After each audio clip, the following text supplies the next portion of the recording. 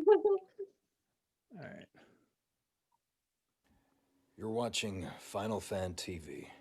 Subscribe now and tune into Final Podcast, where the team spotlights the community, developers, voice actors, and all things Final Fantasy. This is Biggs, aka Gideon Emery.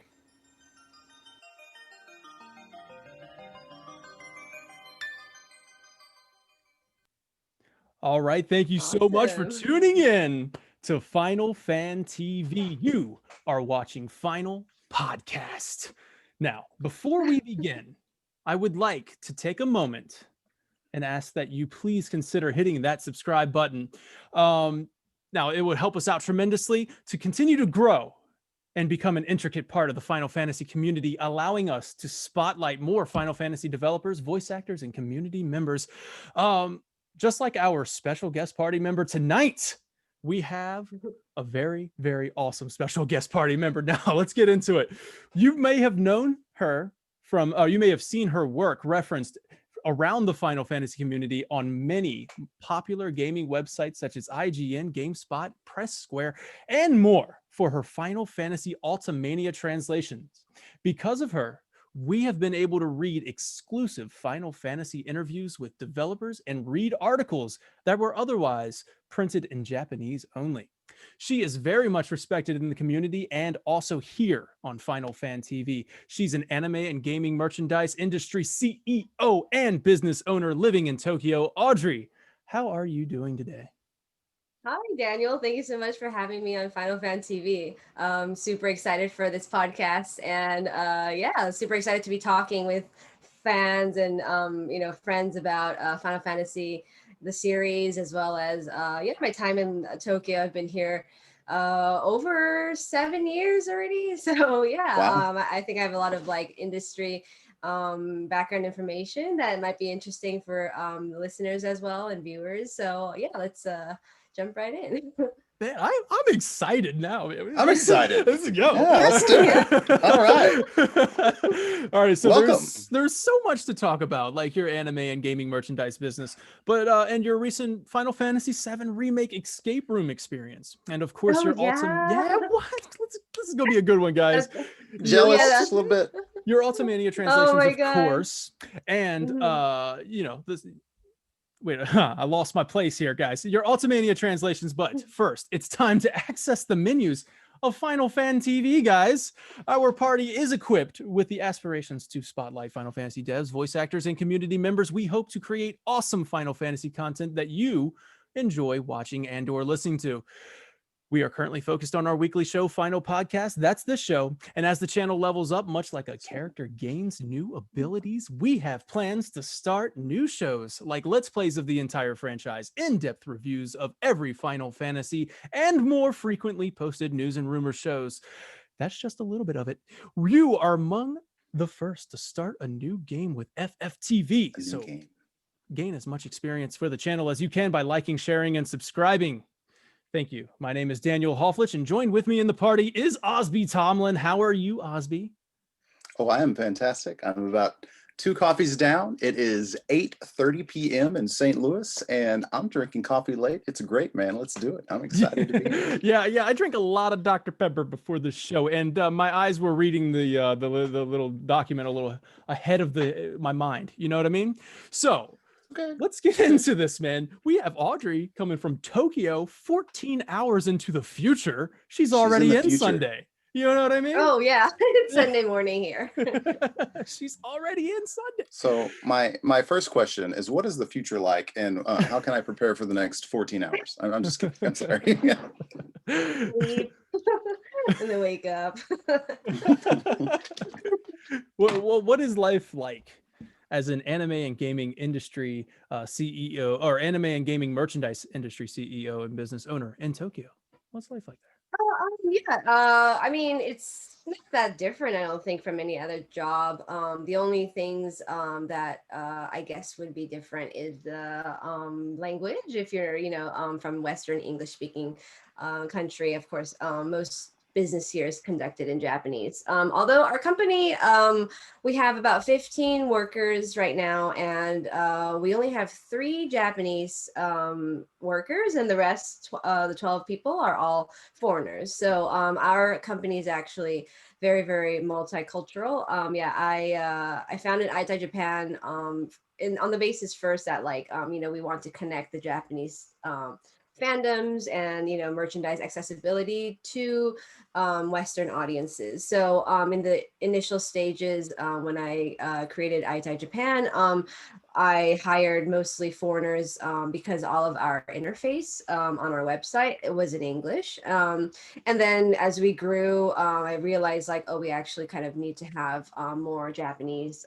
know-how and business knowledge and so forth. I used to work before I started my company. I was actually working about 3 years as a marketing manager for another startup company. So that was kind of a lot of like experience gained that I was able to take in and transfer it to my own company. But the company I was working for, which was also in Tokyo, was almost all foreigners as well, which I think is pretty rare to find a company that's not only the CEO is a foreigner, but everyone else is also a majority of foreigners. But yeah, as we grew, I realized like we actually still need to have like Japanese staff and people who are more familiar with like Japanese work culture. So yeah, I was able to hire 3 different Japanese staff who work on different areas of our company. So some of them do logistics, others do financial stuff, and another one is kind of like overseeing all operations. But yeah, it's pretty much the standard like company structure. I guess the only thing is that the goods and the things we deal with are, of course, like anime and video game industry related merchandise. And we sometimes get, like on a weekly basis, information of items that aren't going to be or will be released later. So we kind of also have to work with NDAs and stuff like that sometimes. So yeah, there's a lot of things that we can or can't do. But yeah, right now we're still in a pretty small scale, and hopefully we can eventually grow and expand the brand and the business. Yeah, I've actually checked out the website a couple of times, not even knowing Oh, that thank it you. was, yeah, not even knowing it was yours actually. There's a couple times that I've gone in there just because you guys sell a lot of Final Fantasy VII memorabilia and even the Ultimania, I believe, right? So there's a lot of Mhm. good stuff that you can get there, and you even, like you were touching on before, you can pre-order some things that are coming out later on, and so yeah, once Mhm. I found out that this was yours, I thought that was awesome. And you can also order, like, even if you're across sea, like if you're in the States, you can still Mhm. order from there. Yeah. So Mhm. how has Right, right. COVID impacted the way that you manage that? Has Right. So sorry. no, I was gonna say, has COVID like changed? I'm sure you're used to meetings like this at this point. Oh, yeah. Well, I guess in terms internally, actually most of our staff live within a walking distance of our office. Oh, cool. The furthest that someone lives is about like maybe 20 minutes away. So when Tokyo went into lockdown I think it was back in March 2020, we didn't really have to stop operations because I just told all of my staff like, if you still want to work, in the office, you can come as long as you walk here.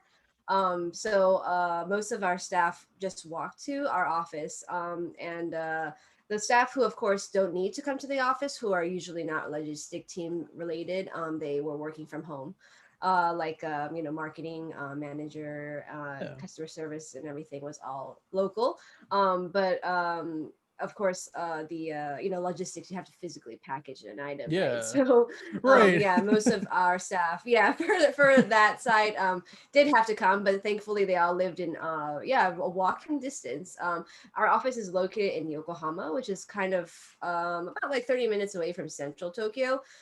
So I mean, it's not like the numbers were great or anything, but at least there were less cases than in Tokyo in the beginning.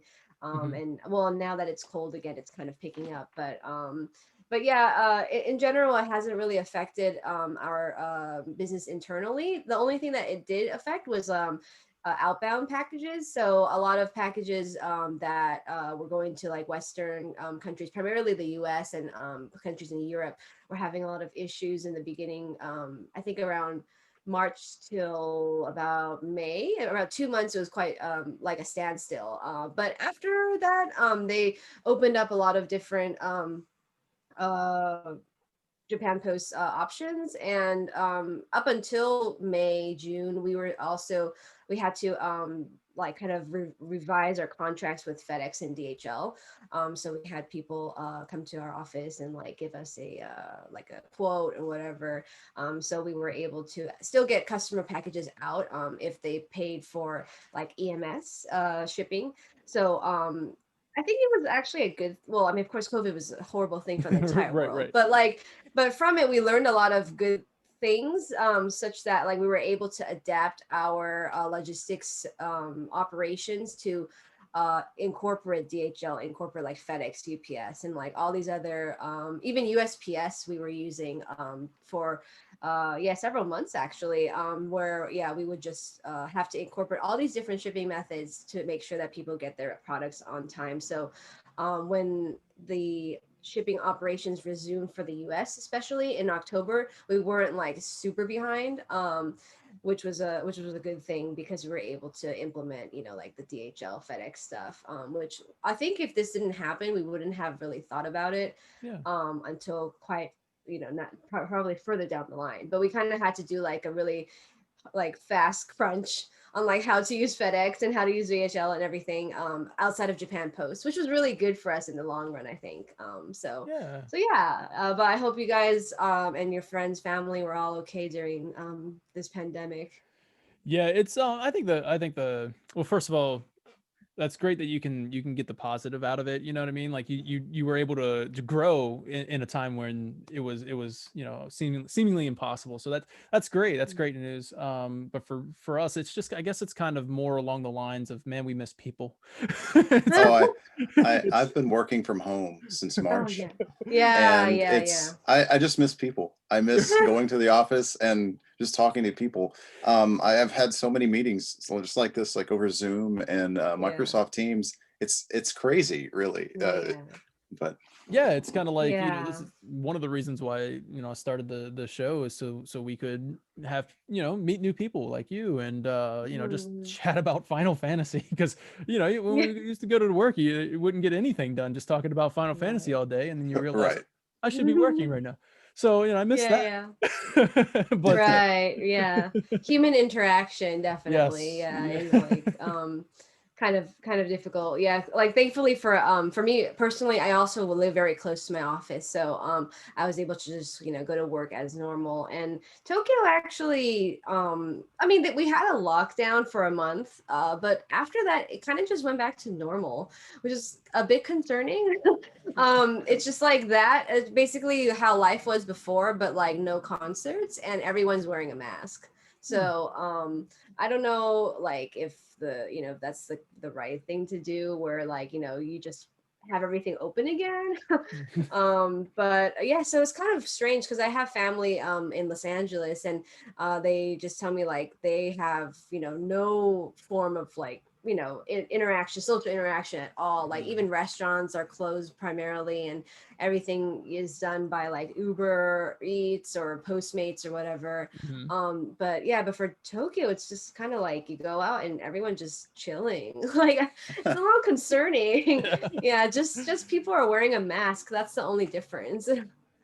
Yeah, I guess it's I heard it was pretty rough over in California, but over in Maryland it's about midway, I suppose. Okay. A little bit relaxed, and also at the same time there's, you know, there's a limit to how many people you can have in a restaurant. There's me personally, I don't go to the grocery store, but like I try to go in there like once every 2 weeks or something, just get a bunch of stuff so I don't have to be out there in it. But yeah, COVID sucks, guys. But let's talk about something even more awesome. Or not even more awesome. I'm sorry. Let's talk about something awesome. Right. Yeah, COVID's not that great. No, it's not. Let's talk about something awesome. Yeah. Let's talk about the Final Fantasy VII Remake escape room experience that you had. Oh yes. Yeah. So the escape room FF7 remake escape room opened on December 9th in Shinjuku. It's in a location called the Tokyo Mystery Circus. It's basically like a whole building that's dedicated to escape rooms. And I noticed that on the Final Fantasy VII website for the escape room that there's no end date. So I think that it will be open indefinitely, especially since right now there's like no foreigners. So I mean, it actually doesn't really matter right now because the entire game is in Japanese. So if you don't know Japanese, like you have to know Japanese to play this game. Like you have to read all of the kanji, like everything that Cloud and Barrett tells you to do is all written in Japanese, and all the signs are in Japanese, as well as there's this one part where you have to listen to solve a riddle in Japanese, 3 riddles in Japanese. So I was like, yeah, this is impossible for foreigners. I'll try. The only thing that was like kind of like, I guess a pass was like there's some signs that said like, oh, there's a person with a machine gun like patrolling, like that was written in English, but it's like okay, but everything else is in Japanese. So like, but yeah, the experience. It'd be fine. If I never escaped, I'd be okay. Yeah, no, the whole experience was phenomenal. Like I wasn't actually expecting, you know, like that in depth of like a immersive experience. I've done a lot of escape rooms before, especially ones by Scrap, the company that made this one, and they're usually always amazing. The only ones that I have not really liked by Scrap is when it's like just riddles, like there's nothing else but riddles. But for this one, yeah, it was like I guess I can go through like kind of the experience without telling too much of how to solve it, but like when you go in, you're basically like you see the big train. There's a huge like wall painting, or not painting, but like a printout of the train that Clouds jumps off on from. So then you go in and you see that, and then you go to like kind of Seventh Heaven looking base. I guess it like was supposed to be themed after Seventh Heaven. And you see like people dressed up as the same clothes as Biggs. With like the red bandana, and they're like wearing like green khaki shorts and like khaki t-shirt. And like it was funny because the guy who was at the reception was kind of like a pudgy guy, like kind of like reminded me of Wedge. I was like, oh my god, this is hilarious. I don't know if they intentionally did that. But yeah, so he was like really like ganky. He was like, oh, you know, like because like we went with like me and my friend, we went with another a friend of ours who is from Ireland. I'm not sure if you guys are familiar with Sophie. She's Peach Milky on Twitch and Twitter and whatnot. She's very like I guess big on cosplay, so she does like a lot of Final Fantasy cosplay. Oh, cool. So she was like freaking out when we went in, and I was like, oh my god, like the Buster Sword was right there because they have like a photo op area. So we had to wait for them to call our group. So you put away like all of your bags and your coats or whatever in a locker, and then you wait for them to call you, and then they bring you into like a briefing room. So a guy who's dressed as Biggs pretty much like tells you, oh, like thanks for joining Avalanche, and like we're gonna use materia to like destroy the Mako reactor, and then he pretty much straps you in with like a harness that is I think it's like a laser tag sensor. Because when you go inside, there are Shinra soldiers, like, you know, they're wearing the whole Shinra, like with the 3 like red lights and everything, like it's all glowing and stuff. It's really cool. Yeah. So they shoot at you. So when they shoot at you, I guess if with that laser thing that you're wearing, it like registers in an iPad that you're holding. In the beginning, you get fire and thunder materia that you have to use to like turn on things or like defeat a Shinra soldier or something with like a fire materia. But you kind of have to think how to use it, and you can only use it in certain areas that are marked for materia. It looks like a sun pattern on the floor is like that's the only place you can use materia at. And basically, yeah, so the iPad that you get, it's called an A pad because like I guess avalanche pad. Yeah. And Nice. yeah. So that's the thing that Cloud and Barrett talks to you on, and every room you go into, they're like, oh, so like what's going on? Like, oh, I think you have to do this, whatever. But after you get the briefing with Biggs, you go to the other room where Tifa comes on a really big screen and explains to you like, oh, like, thank you guys for joining Avalanche and helping us out with the Maka reactor. And like Cloud and Barrett are already in the reactor, so you guys should like group and help like save them from like Shinra soldiers and stuff like that. So yeah, after Tifa's briefing, then the escape room starts, which yeah, like when you go inside the escape room itself, like you see like all of those Shinra boxes that they have in like, you know, the entire game. And then like a Shinra soldier is just already patrolling, and it's like really intense. But yeah, so every room you go into, there's different things you have to solve or find. And the coolest thing was like you can also look for Moogle medals, which are like Nice. like an actual medal on like little kind of like a pedestal or whatnot.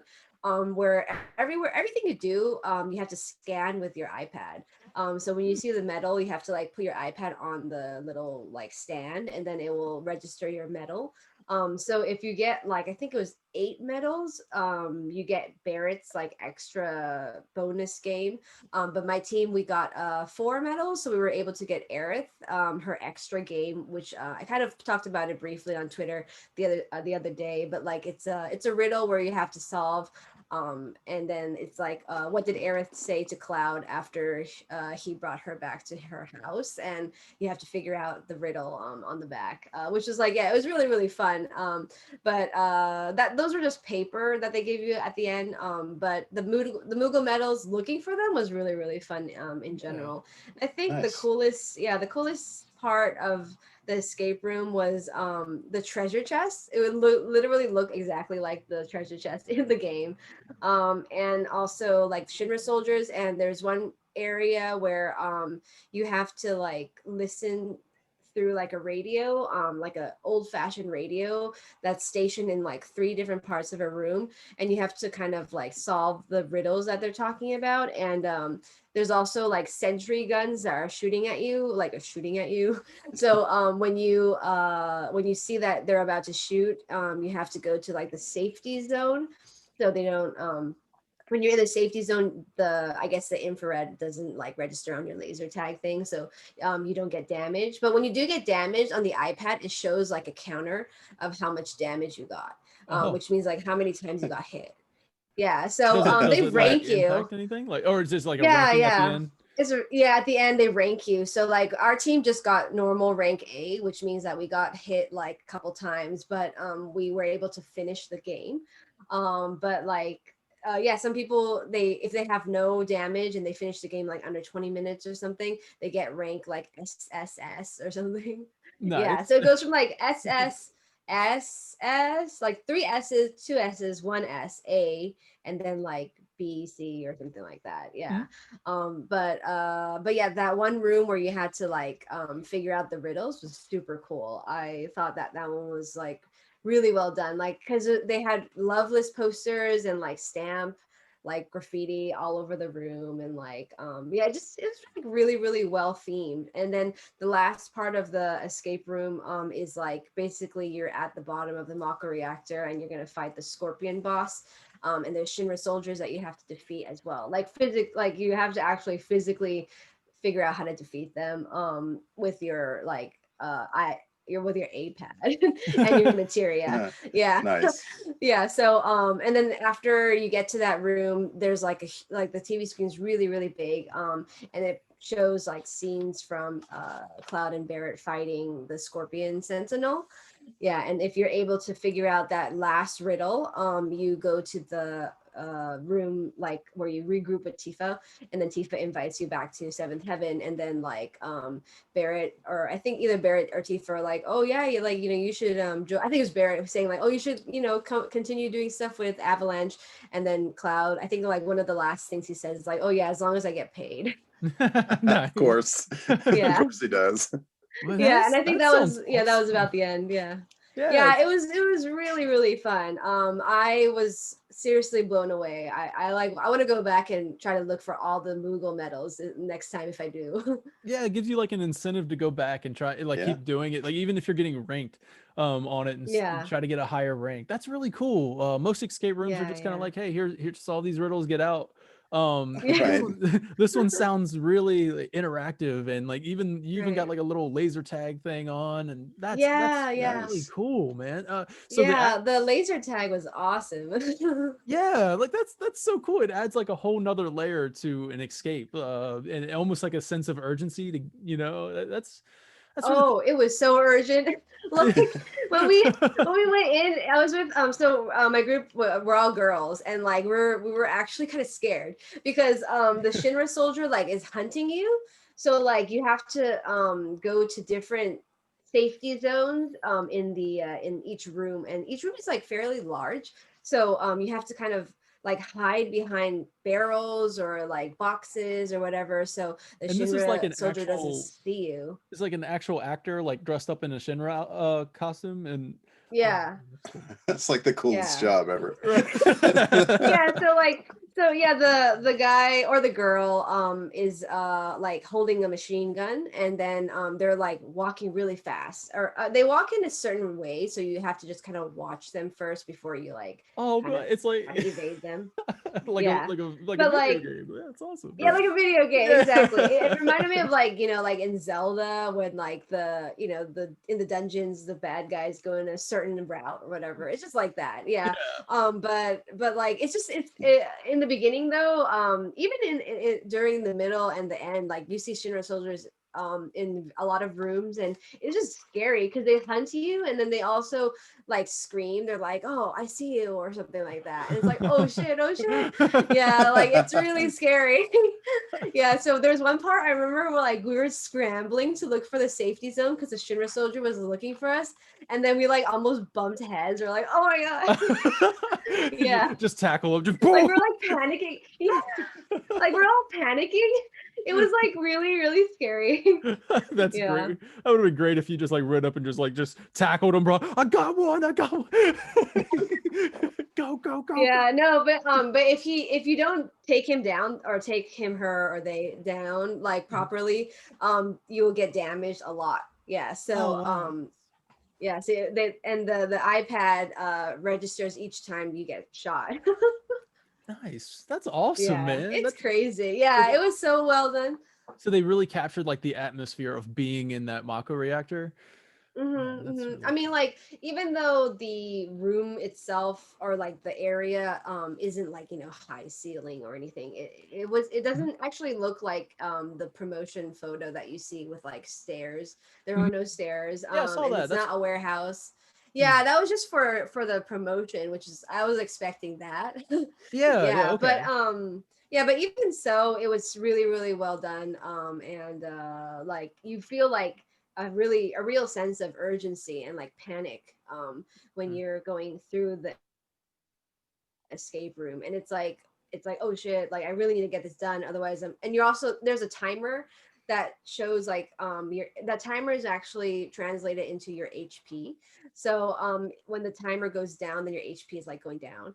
Mhm. So like if it gets to 0, then you have to pretty much like pay to get HP back. Oh. Yeah. Yeah, so Real like if urgency. you go overtime, yeah, if you go overtime, they ask you to pay like 800 yen per person, and you get like like half your HP back or whatever. Oh man. That's interesting. Yeah. So Like there's like this is real sense of urgency. it's like paying for DLC in your escape room. Yeah. Yeah, Oh, you want to stay? Pay much. some more. All Yeah, right. pretty much, pretty much. Yeah, because it's like, oh, you want to see the real ending? Okay. That's awesome. It sounds like something out of like a Universal Studios type thing. That's really cool. Yeah, yeah. It's kind of like one of those like horror themed like mazes, Mhm. except it's like FF themed. Yeah. Did like you said it wasn't like a warehouse or anything. but from the how you made it sound, like definitely sounds big. Like it definitely sounds like there's rooms that you have to go through and stuff. Yeah, I mean, it's not like done at a warehouse, but it's themed so it feels like you're in a warehouse. Yeah. And you don't even think about like where you actually are, because you know, you have a timer, and also people are hunting you down. Yeah. So it's just like really like intense panic. But there are like I think there are like 8 rooms that are connected to each other. Yeah, so it takes about 30 minutes to get out of it. I think we finished in 27 minutes. Nice. Yeah. Nice. Well, that sounds awesome. Thanks for sharing that experience. No problem. Yeah.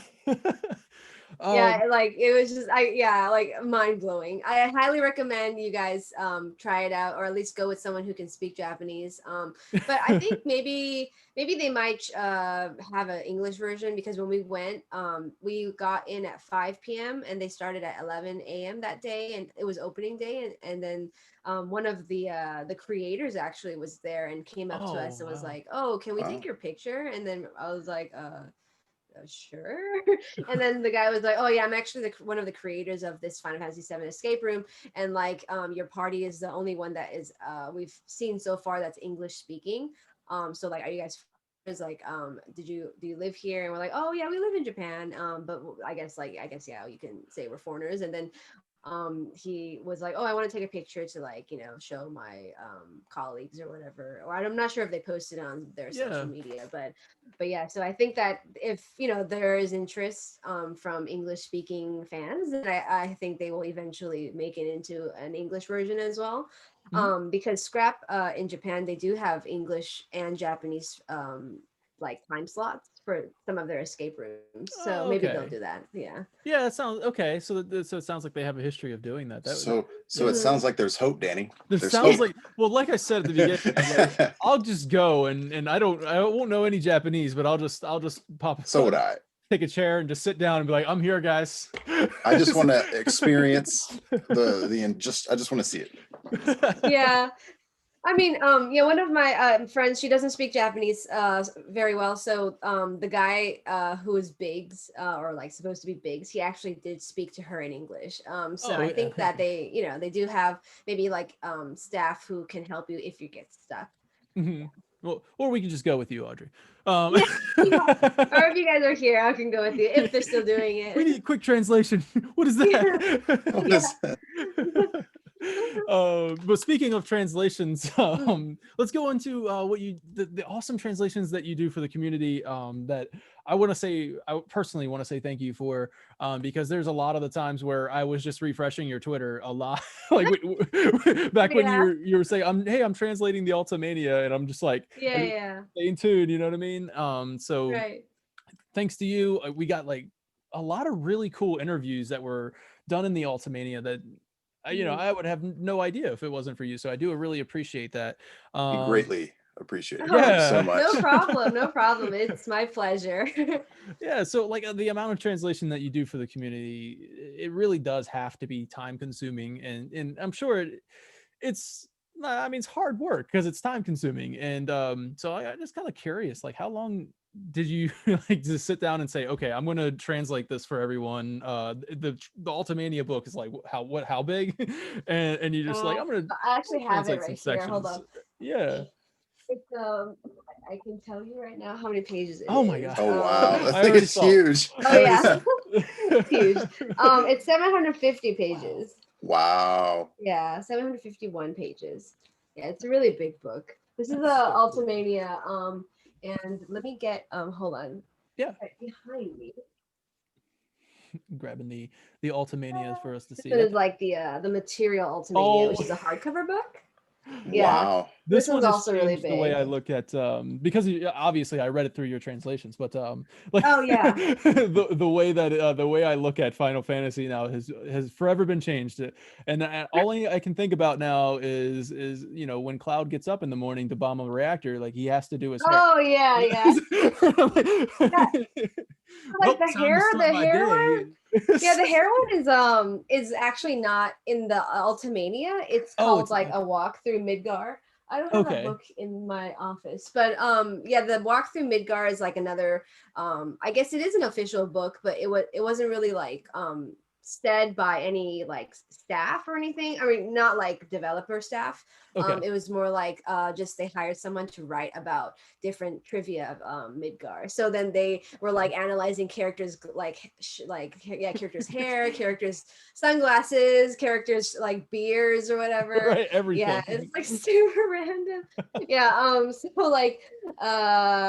yeah, the Midgar walk through Midgar book was like quite like just fun random trivia. It's like, oh, what do people in Midgar eat? Oh, they eat a lot of meat dishes. I'm like, oh, but if you also want vegetarian, there's like a vegan place. Like, it's okay. I don't really need to know that, but all right. Awesome. Yeah.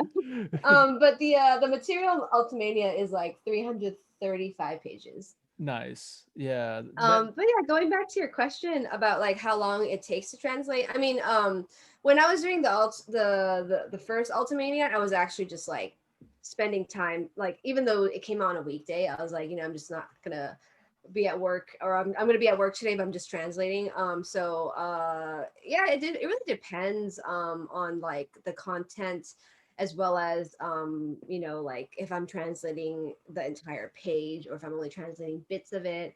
Yeah, sometimes it can take like maybe like a minute or two up to like an hour, depending on like, or hours plural, depending on how much the content is. And like I think yeah, it is kind of difficult sometimes to translate like technical stuff. For me, like when they're talking, when I think it was specifically like Hamaguchi and Toriyama, they had like their whole interview was all about tech stuff, like what they did with like the battle systems and stuff like that. And I was like, I don't really know like how to even say this in English. Yeah, it's like a lot of like tech terms. It really depends, yeah, on the content. Sometimes I think the easiest things to translate is like dialogue, because you just kind of like you envision how they're talking. But like sometimes when it's more technical, or like when they're referencing things that I don't know what they're referencing, because a lot of Japanese is like contextual. So you kind of have to understand like, oh, they're actually talking about this thing like a couple pages back that now they're referring to again, but it's like, but the direct sentence above it has nothing to do with what they're saying. So so you kind of have to know like through context what they say. And I think, yeah, the thing with Japanese language is like a lot of it is contextual. So like even if it means one thing literally, in context it can change everything. So I think I saw one of your Twitter posts were saying something about the first guy I ever loved, or you said liked, and everybody just went nuts on it. Like, wait, yeah. I saw, like, okay, look, it's contextual. It could mean love. It could mean like it. I mean, like, yeah. So that's a really good example. Like, I mean, like ski. Sometimes you just say like ski by itself can mean love. It can also mean like. But like it really depends on the context and how that scene or how that line is spoken, even like tonation, in like the intonation, like so it's very difficult when you're reading it and you just kind of like see like, okay, well, like literally it means like. But for example, if you're a localization team and you ask like the staff who are Japanese, I think you would ask them like, oh, this like what's the premise of this context, like who is it, like is it a romantic theme or what, right? And then I think that they would clarify, and so then in that case localization would say love. So for me, I've tried to just keep it as literal as possible, because like I don't want people to be like, oh, see, like she changed it or whatever because it's like this. And I mean, like I don't, I mean, like I think it sounds better when you can localize it, but like for people, I guess just for the sake of having it like literally written down in verbatim, I prefer to translate things in a more literal fashion, even though it sounds kind of clunky sometimes. But yeah, like another line that gets translated differently all the time is like taisetsu na hito, which is like technically it means like I mean, it could mean your lover. It literally means like the person who's very important to me. But like, yeah, usually that line that I've seen many times in different texts, not just Final Fantasy, but like in anime or like other video games, and they it's always different. Like the localization team takes it in a romantic way, or then they can take it in a non-romantic way, but it really depends on context. Yeah, so a lot of Japanese requires like context, as well as, I guess, kind of understanding the whole picture, like what the entire story is about, and then you can kind of infer from that. But yeah, that part, that gets kind of tricky. Yeah, I can imagine. Just like, I mean, if you go way back to the original Final Fantasy VII, when all that localization got jumbled up a lot, going from the translation over to the English version. A lot of it was funny, but a lot of it's great. But yeah. like, I guess that does kind of answer the next question. Was this one was from Vinny, who couldn't join us tonight, but he says like, how much of the Japanese culture is changed or translated out of context for Western audiences? I'm currently playing Final Fantasy VII Remake in Japanese. There's some lines that are like it doesn't make sense in English, so they would translate that into whatever localization. The one that I can like remember off the top of my head, because I just played chapter 12, it's like Reno says something like sound nantoka. I forgot like exactly what he said, but it's like he said like, oh, it literally would be like, oh, this is like not even worth 3 gil or something like that. But in English, I think they translated it to like I forgot the exact line, but he was saying like oh yeah, I'm over this shit or something like that. Nice. yeah Give it that American. He's like, I think that's the line where he's like, I'm so substitute. over this shit. Yeah, and then I was like, well, I mean, that's kind of not like what he said. It was actually like something about like a joke in Japanese. Like he was like, oh, this is not even worth 3 gil or something like that. Like, I guess it's not even worth his time would be kind of what the direct translation would be. But then like they localized it to like, oh, I'm so over this shit, which I think that's a good, I think that's a good interpretation. Give you that like, American tude on an American attitude. Yeah. I think it also keeps it true to the original. There was a lot of that, a lot of cursing and stuff in the original. Right. Yeah. So that makes sense. Yeah. So Vinny, or not Vinny, Osby, you had a question. With the translation for the Ultimania book, all of this currently, we're focused a lot around Final Fantasy VII Remake, and Final Fantasy VII is actually one of the reasons why we brought this podcast together, for our love for Final Fantasy VII and Final Fantasy in general. But we like to ask all the guests that come on to our podcast, what's your favorite Final Fantasy and why? My favorite Final Fantasy is probably like not well, I don't know. I know it gets like a lot of like backlash, but I like FF8. Hey, there we go. Yeah. All right, there we go. Yeah. Maybe my favorite. You can help get Squall out of C tier here on Final Fantasy TV. We did a we did a main character tier list, and I was fighting hard for Squall to be a little higher, but on the tier list, but everybody else put him in C tier, and I was like, this doesn't feel right. He fell down the ladder just a little bit. But the general consensus there, though, is we love 8. We just not because of Squall. Not because of Squall. Yeah. Yeah. I don't really like, I mean, it's not like I don't like Squall, but like I just I think 8 was the most like impactful for me when I was like younger, because when I was playing 7, I was too young. Actually, I was like 9 years old when I first played 7. Okay. So I couldn't finish the game initially. I didn't finish it until I was like around 13 or something, so a couple years after. But FF8 is the first FF that I actually finished the entire game, but like, from start to finish in one go. And I think I was like, I don't know, maybe 11 or something when I played that. So yeah, it left a really strong impression on me. And I really liked the love story in this game. I know some people don't like it, but like I really liked the dynamics that Squall and Renoa had, and I really liked the other characters like Selfie, Irvine, Zell. Like they're all really cool. Quistis, like super cool characters. So for me, FF8 was like I guess my favorite one, because it's the first one that I finished in one go, and like the one that I remember, like the love story was really impactful. And then I guess after FF8 would be FF7. That would be my favorite. Nice. That's really cool. I love, actually personally, I really love Final Fantasy VIII as well. I mean, 7 of course is my favorite, but I really enjoyed 8 as well, because that's the one I played right after playing 7.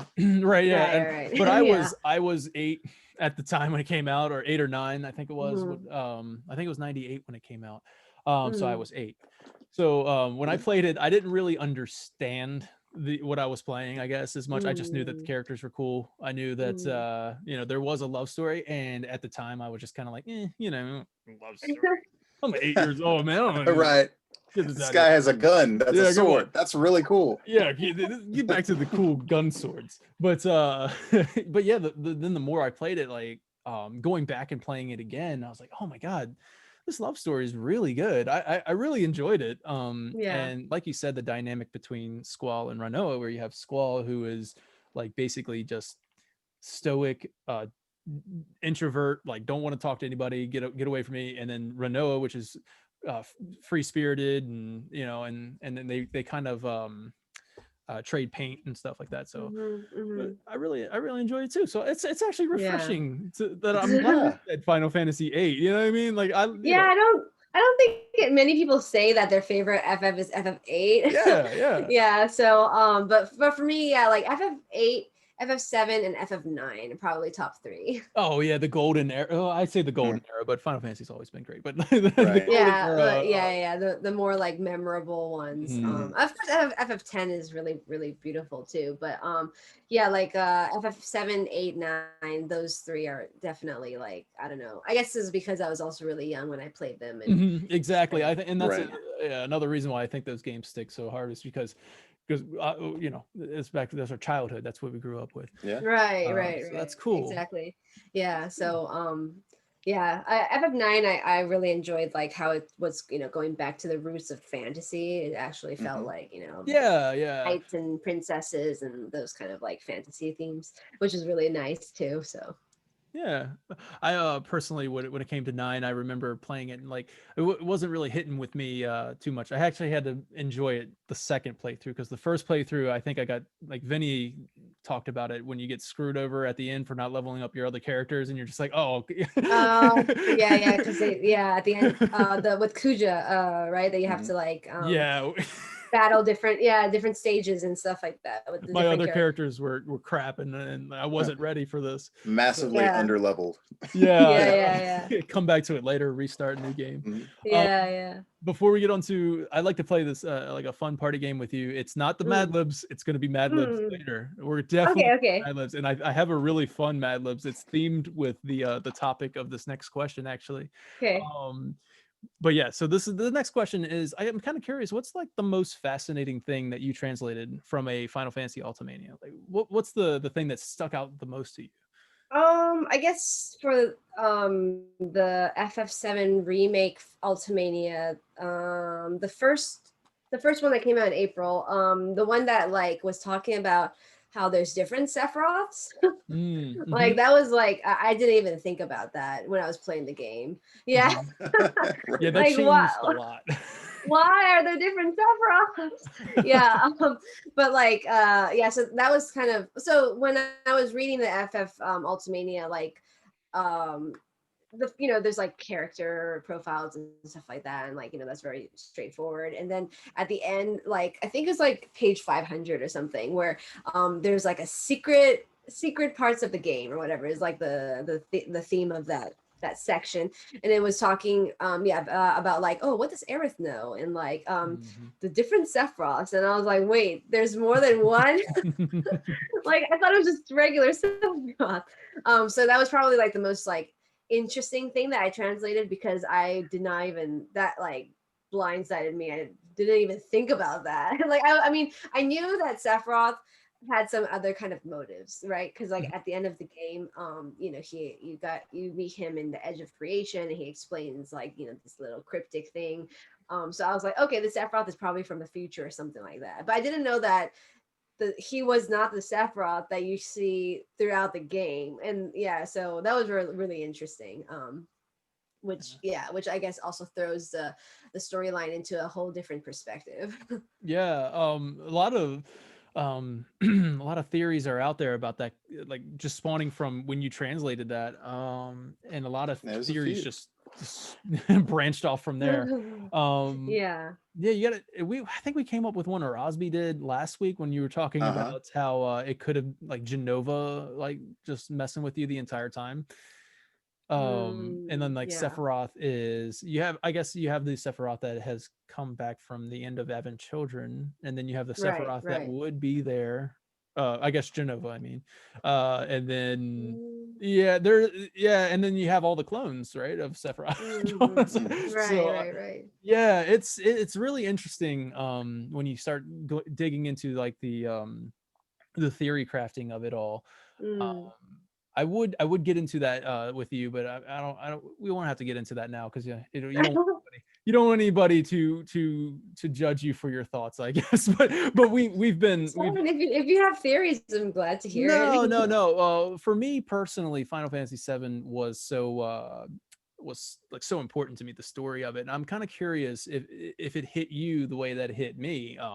When I played Final Fantasy VII Remake, we talked about this on 2 weeks ago. On the Final Fantasy Final Podcast 7 Remake. We did our unfiltered thoughts on it. For me, it was kind of like, man, I really enjoyed Final Fantasy VII Remake. It was my game of the year, but also it broke me. like I was man, it sent me into like depression for weeks. I'm not even lying, because I was like, this is not the remake that I was promised. And I'm kind of wondering, I'm kind of wondering, were you on that same mind, or are you like just open to it all? Like, are you just like, this is, I'm excited for the unknown?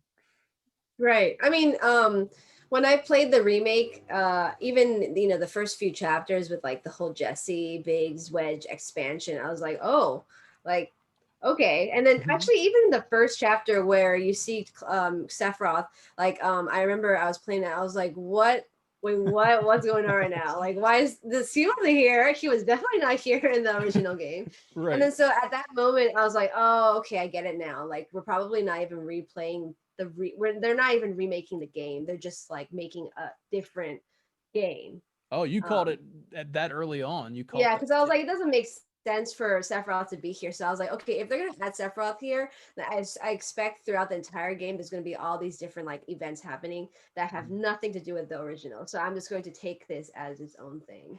Right. Okay. So that's good. So like early on, you were able to catch it, and you were like, okay, this is almost a completely different retelling of the story. Like yeah, exactly. Yeah, because especially the part where you see Aerith, and then in Sector 8, and then the, like, I don't know, Dementor thingies, whispers come the out. Dementor thingies. Yeah. The Dementors. Yeah.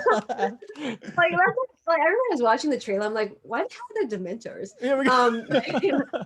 But when they come out, and then Aerith like kind of talks to you, and it's like, oh, this flower is like for reunions. I was like, wait, hold up, reunion? The hell? Yeah, and I was like, okay, I get it now. Like, this is they're redoing everything. Yeah, like Square, don't do this to me. Yeah, I mean, like, coming from, like, I'm a huge Kingdom Hearts fan, so coming from Kingdom Hearts, I'm like, okay, I got it. And then Mariah's just, whatever bullshit they like doing, I get it. It's fine.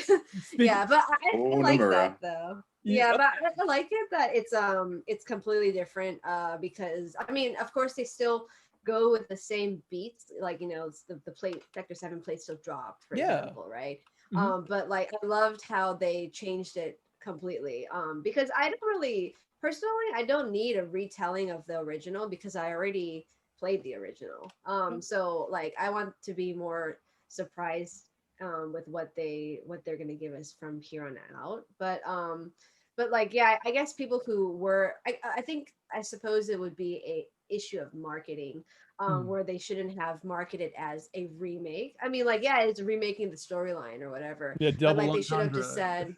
just said, Yeah. yeah, but they should have maybe like hinted at that during the promotion period, because otherwise people will be like, wait, but like this didn't happen. Like, why the hell is Sephiroth here in the first like 10 minutes?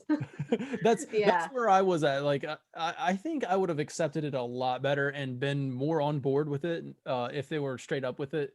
And I think that's where it kind of I think that's where it kind of falls. Everything kind of falls into this one thought of like you know, if they would have been straight up about it, they told us like it was a faithful remake, and that's what we've been asking for all these years.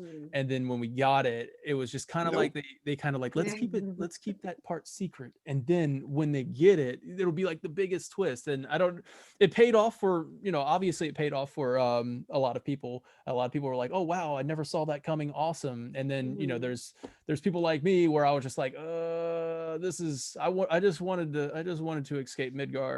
And Right. you know, I didn't want to fight Sephiroth. I have my game. Yeah, I just, yeah. The original game is enough to carry me through and be excited. I don't Right.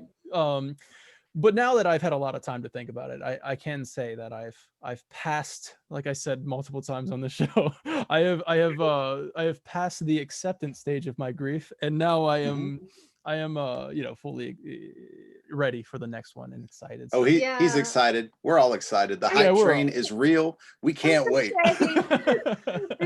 Yeah, Square, take all of my money, Square. Just take it all. I think it's more of an issue of marketing. Like if they said, even if it just threw in one line like, oh, and there might be twists, you know, like, okay, then you would kind of have like you prepare yourself for an experience that you don't expect. But like I think if you hype yourself, because they hyped it them, you know, during the whole promotion period, like remake of the original, whatever. Like if they didn't do that, then like I think more people will be more accepting. But because they also kind of went down that path of nostalgia, like reliving your nostalgia, I think like you also as an individual, like you build that hype for yourself too, right? And so when it doesn't meet your expectations, it's kind of like, you know, throws you off. Which I think like they could have done better with like being a bit more transparent for that. But like I personally I loved what they did with it. And I had no issues at all. I was like, oh my God, like there's so much more information, like so much more interactions, and like that's what I liked from the beginning as well. Like as soon as I realized like, okay, well, Sephiroth is here, this wasn't in the game, like they're probably going to do something different, because I think when you first see Sephiroth, like Cloud also, like there was like hints like of like the weight, I think it was a feather or something, actually I don't remember clearly. When he's with the feather, right with the the Mach reactor with the feather, and I was like, wait, the feather, like is the feather supposed to be like the Advent Children feather, because like, you know, he like disappears and then like it's all feathers. So I kind of thought of that first, and I was like, "Oh shit! Like maybe this is happening after Advent Children." Like, I even like thought that at that moment. You got that part. I think for me, I was just so like nostalgia goggled on. I was just like, I had my goggles, my nostalgia goggles. I was just like, I saw the feather, and I'm like, what? Oh yeah, here we go. We're bombing here's the scorpion, and then like you're walking through after the aftermath, and Sephiroth's guiding you, and I'm okay, cool. But here we go. We're back at seventh heaven. My nostalgia goggles completely disappeared and got thrown across the room the moment Barrett got stabbed. When that happened, that was from that moment. I don't throw my controller very often, but that singular moment, I was like, no. No, don't do this. Please don't. And then it was okay, but crazy. Hey, spoiler alert, by the way. When we talked to John Bentley, he said that he found out the moment that it happened. Like he didn't know it was coming. That he was going to get stabbed. Wow. Yeah, he said that he would sometimes read the lines before going into the studio and doing them, and then sometimes he would just go with the flow. And he decided to go with the flow with this one. And then as he read it, he was reading it like or saying the line and finding out at the same time, and he went, oh! And that's the one they kept. That was the grunt they kept. And then he's like, I thought I had so much more game left. Like this is not where I die. Like I'm out of a job. I'm out of a job. Yeah. And he said I had to go eat God. like an entire mug of chocolate almonds. Like, Yeah. Oh, yeah. I mean, that part was quite shocking. Yeah, for sure. Yeah, that was when I was just kind of like, I was just like just mindlessly going through the ending of the game, but after the 4th time beating it, I was like, this is actually pretty cool. Oh. It took me a couple times. He hated it so Yeah. much, he did it to himself 4 times. All right, let me know if you guys are seeing this. Oh, wait, that was the wrong one. Sorry, stop share. Let's stop sharing that one. Let me know if you guys are seeing this one. And we're gonna do this next game. All right, here we go. Are you ready for the next game? Is called Like, Dislike, Subscribe.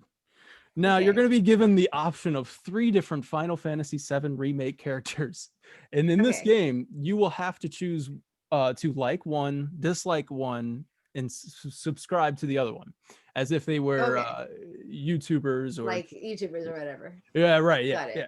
So I like to be a little controversial here. Or just put you in a really awkward situation. Good. We have Aerith, Cloud, and Tifa. Which one are you liking? Which one you dislike? Which one you subscribing to? I don't really want to hear about Cloud's like mental issues, so I probably dislike Cloud. We dislike. Okay. Yeah, and then I would. It really depends on the content of what Aerith and Tifa will be making. Mm-hmm. Like, is there like, am I supposed to imagine what their like content would be? Sure. Yeah. What kind of content are we getting from? I guess Already. Aerith would be like, I think Tifa would be like a blog, like Blogilates, the YouTube channel, like more about like athletic stuff, or like she'll be teaching you how to do like Pilates or yoga. So I probably would have subscribed to Tifa because her channel seems like it would be more like athletic related, which I think right now during pandemic, being at home, I definitely have to. Do like nice. Exercises, and I would like Aerith, but I feel like Aerith would be having like a makeup channel or something. Fashion channel, a meditation. But for practical reasons, if it's like athletic stuff, I would definitely subscribe to Tifa. Now this one's gonna be fun for you because I follow your Twitter. Okay, you're gonna have fun. Oh yeah, there we go. I see it. Oh my god, there we go. I have to think about what kind of channels they would make. But not the ones I guess, that you like, would want them to make, but I guess I would dislike Song because I didn't really like how his attitude was towards Aerith during the remake, but you disliked the video where he showed him slapping Aerith and you were just like, that's dislike. No, that's not that. I don't like that. Sorry, Vic. Well, like, what would their channels be like? What would Reno do? I feel like Reno would be like a wild. Crazy, like, I don't know, speed run, like kind of channel. And then Rude would be about Rude would totally be about animals. It would totally be about pets. So I probably would like Rude's channel, but I wouldn't subscribe because I don't need to see pets on my timeline all the time. And I would subscribe to Reno's craziness. All right, there we go. Perfect. All right, now we have like Rude's channel may also have content where he just reviews different types of gloves. Or glasses or sunglasses. Glasses. But according to the Ultimania, like not the Ultimania, but the Midgar walkthrough Midgar, Rude is the only person in Midgar that has that type of glasses. So he probably custom makes them. I don't know if that's considered like canon information because it's like not in an Ultimania, it's from another book, but apparently his square shaped glasses, when compared to every other character that has glasses in the game, are unique. And it does, like, you could see in the book, like, oh wow, like these characters have round shape and these characters have like a more like, I don't know, like oval shape, but like Rude is the only one that has a rectangular like like rounded corner shaped glasses, which is interesting. So Nice. yeah. All right. He all just right. keeps like 100 of them in his inside pocket. Just, Oh yeah, like the Material Ultimania. It's- Yeah, the where they talked about his like they oh, I think we lost Audrey just for a moment here. It's okay. which we is can. like right, but then they it kept on Oh, glitching, which when Audrey, you I'm so cast sorry. arrow, like multiple sunglasses. Oh yeah. I'm sorry. Oh, We lost you for connection? for a little bit. for a solid 5 Yeah, seconds. sorry. Yeah, my internet's kind of internet's kind of spotty. Sorry about that. It's okay. No No, but problem. so yeah, when you they wanted to add the thing when you cast arrow, like Rude's sunglasses will fall off, but it kept on bugging, where you cast arrow and like hundreds of sunglasses would come out of Rude. This is hilarious because it's like, oh, he has like that many pairs hidden under his shirt. It's his side hustle Yeah. making these square sunglasses. That would have been great to have in the game. Just a bunch of glasses just flying. I know, right? And I think like a funny comment I saw that was like, imagine the Sonic game where you like bump into something, the coins fly out. Like in and you just see him like falling back all scared with glasses flying out of him. That's awesome. Yeah. All right, we have Funny. Rufus. But yeah, I Sephiroth, totally. and Hojo. Rufus, Sephiroth, and Hojo. On Okay, this well, one. Hojo definitely disliked. That's Dislikes like, it. yeah, definitely That's just- dislike Hojo. Immediately, just boom. He would Yeah, be making like Bill Nye's. immediately, yeah, it's just no. And then in terms of channels, I think nice but evil. No, but yeah, in terms of channels, I think Rufus, I would subscribe to Rufus because his channel seems like it would be about like entrepreneur or like you know kind of how to run a business, kind of those like informational channels. And then just Sephiroth's don't take any of channel is his probably advice. about like Sephiroth's channel is probably like controversies and like conspiracies and how he like analyzes them. That's awesome. I guess like if he has a cool video, I would like it. Yeah. We've got Biggs, Jesse, and Wedge. Ooh, this is a tough one. This is a tough one. Who's getting the thumbs down Who here? did I would subscribe to Wedge because I feel like he would be like a food channel. Nice. For sure. Yeah. Okay. Yeah, like because he, you know, like his pizza or whatever. I really dislike any of either of Biggs or Jesse. But I guess this one's trying to think of like who I would dislike. Yeah, because I like both of them. I'm just trying to think like if they were to make a channel, like what would I probably not probably like? get like strategy games. You get like I don't know, guns and military type channel here. And then you get like an entertainment channel. True. Jesse. Yeah, you get singing probably. Oh yeah, she's an actress, right? Or yeah, so I guess I would probably like Jesse and then dislike Biggs, because I don't really like guns. There you go. That helps. That's fair. All right, here we go. We have Barrett. Okay. Red 13. And Kate said. Once again, spoiler alert. Yeah, I don't know. Like, okay, so Red 13, what would his content be? Like philosophical probably shenanigans. Yeah, probably philosophical stuff like Cosmo Canyon, astrology, whatever. I guess I'll give him a like. Give him a like. Then Barrett. Yeah, I'll give Red 13 a like, and then Barrett. Barrett and Reeve. What does Reeve do? He's urban planning or something. Yeah, that sounds boring. I probably would dislike his channel. It's all about like. Yeah, like I don't know. It's like a mayor, you know, like a city mayor, and I'll subscribe to Barrett because he probably has inspirational videos. Oh yeah, if he's anything, you know, John Bentley. I mean, you'd be getting so much positivity in your day. Yeah. That would be pretty nice. Yeah, I'm not a big fan of like listening to the mayors talk. All right. Okay. Andrea and Madam M and Chocobo Sam. I'm not a big fan of like Western themed stuff, so I probably would dislike Chocobo Sam only because I don't really like the like cowboy genre of media. Okay. Nothing against cowboys, just like personally, not really into that. I would probably like Madam M, yes, and then I'll subscribe to Andrea because he probably has some sick dance moves. Oh yeah, I mean, nice. Yeah. Yeah. You know his channel would be entertaining. Oh, this one's gonna be Yeah, great. If you yeah. want to just thumbs down on all of them. Yeah, thumbs down all of it. Well, I guess I will thumbs down on Digger because I really did not like him in the remake or the original. I feel like, this is difficult. I don't really like either of them. But I guess I would. Yeah, I mean, if I had to choose though, I guess Palmer would have like a video about his tea.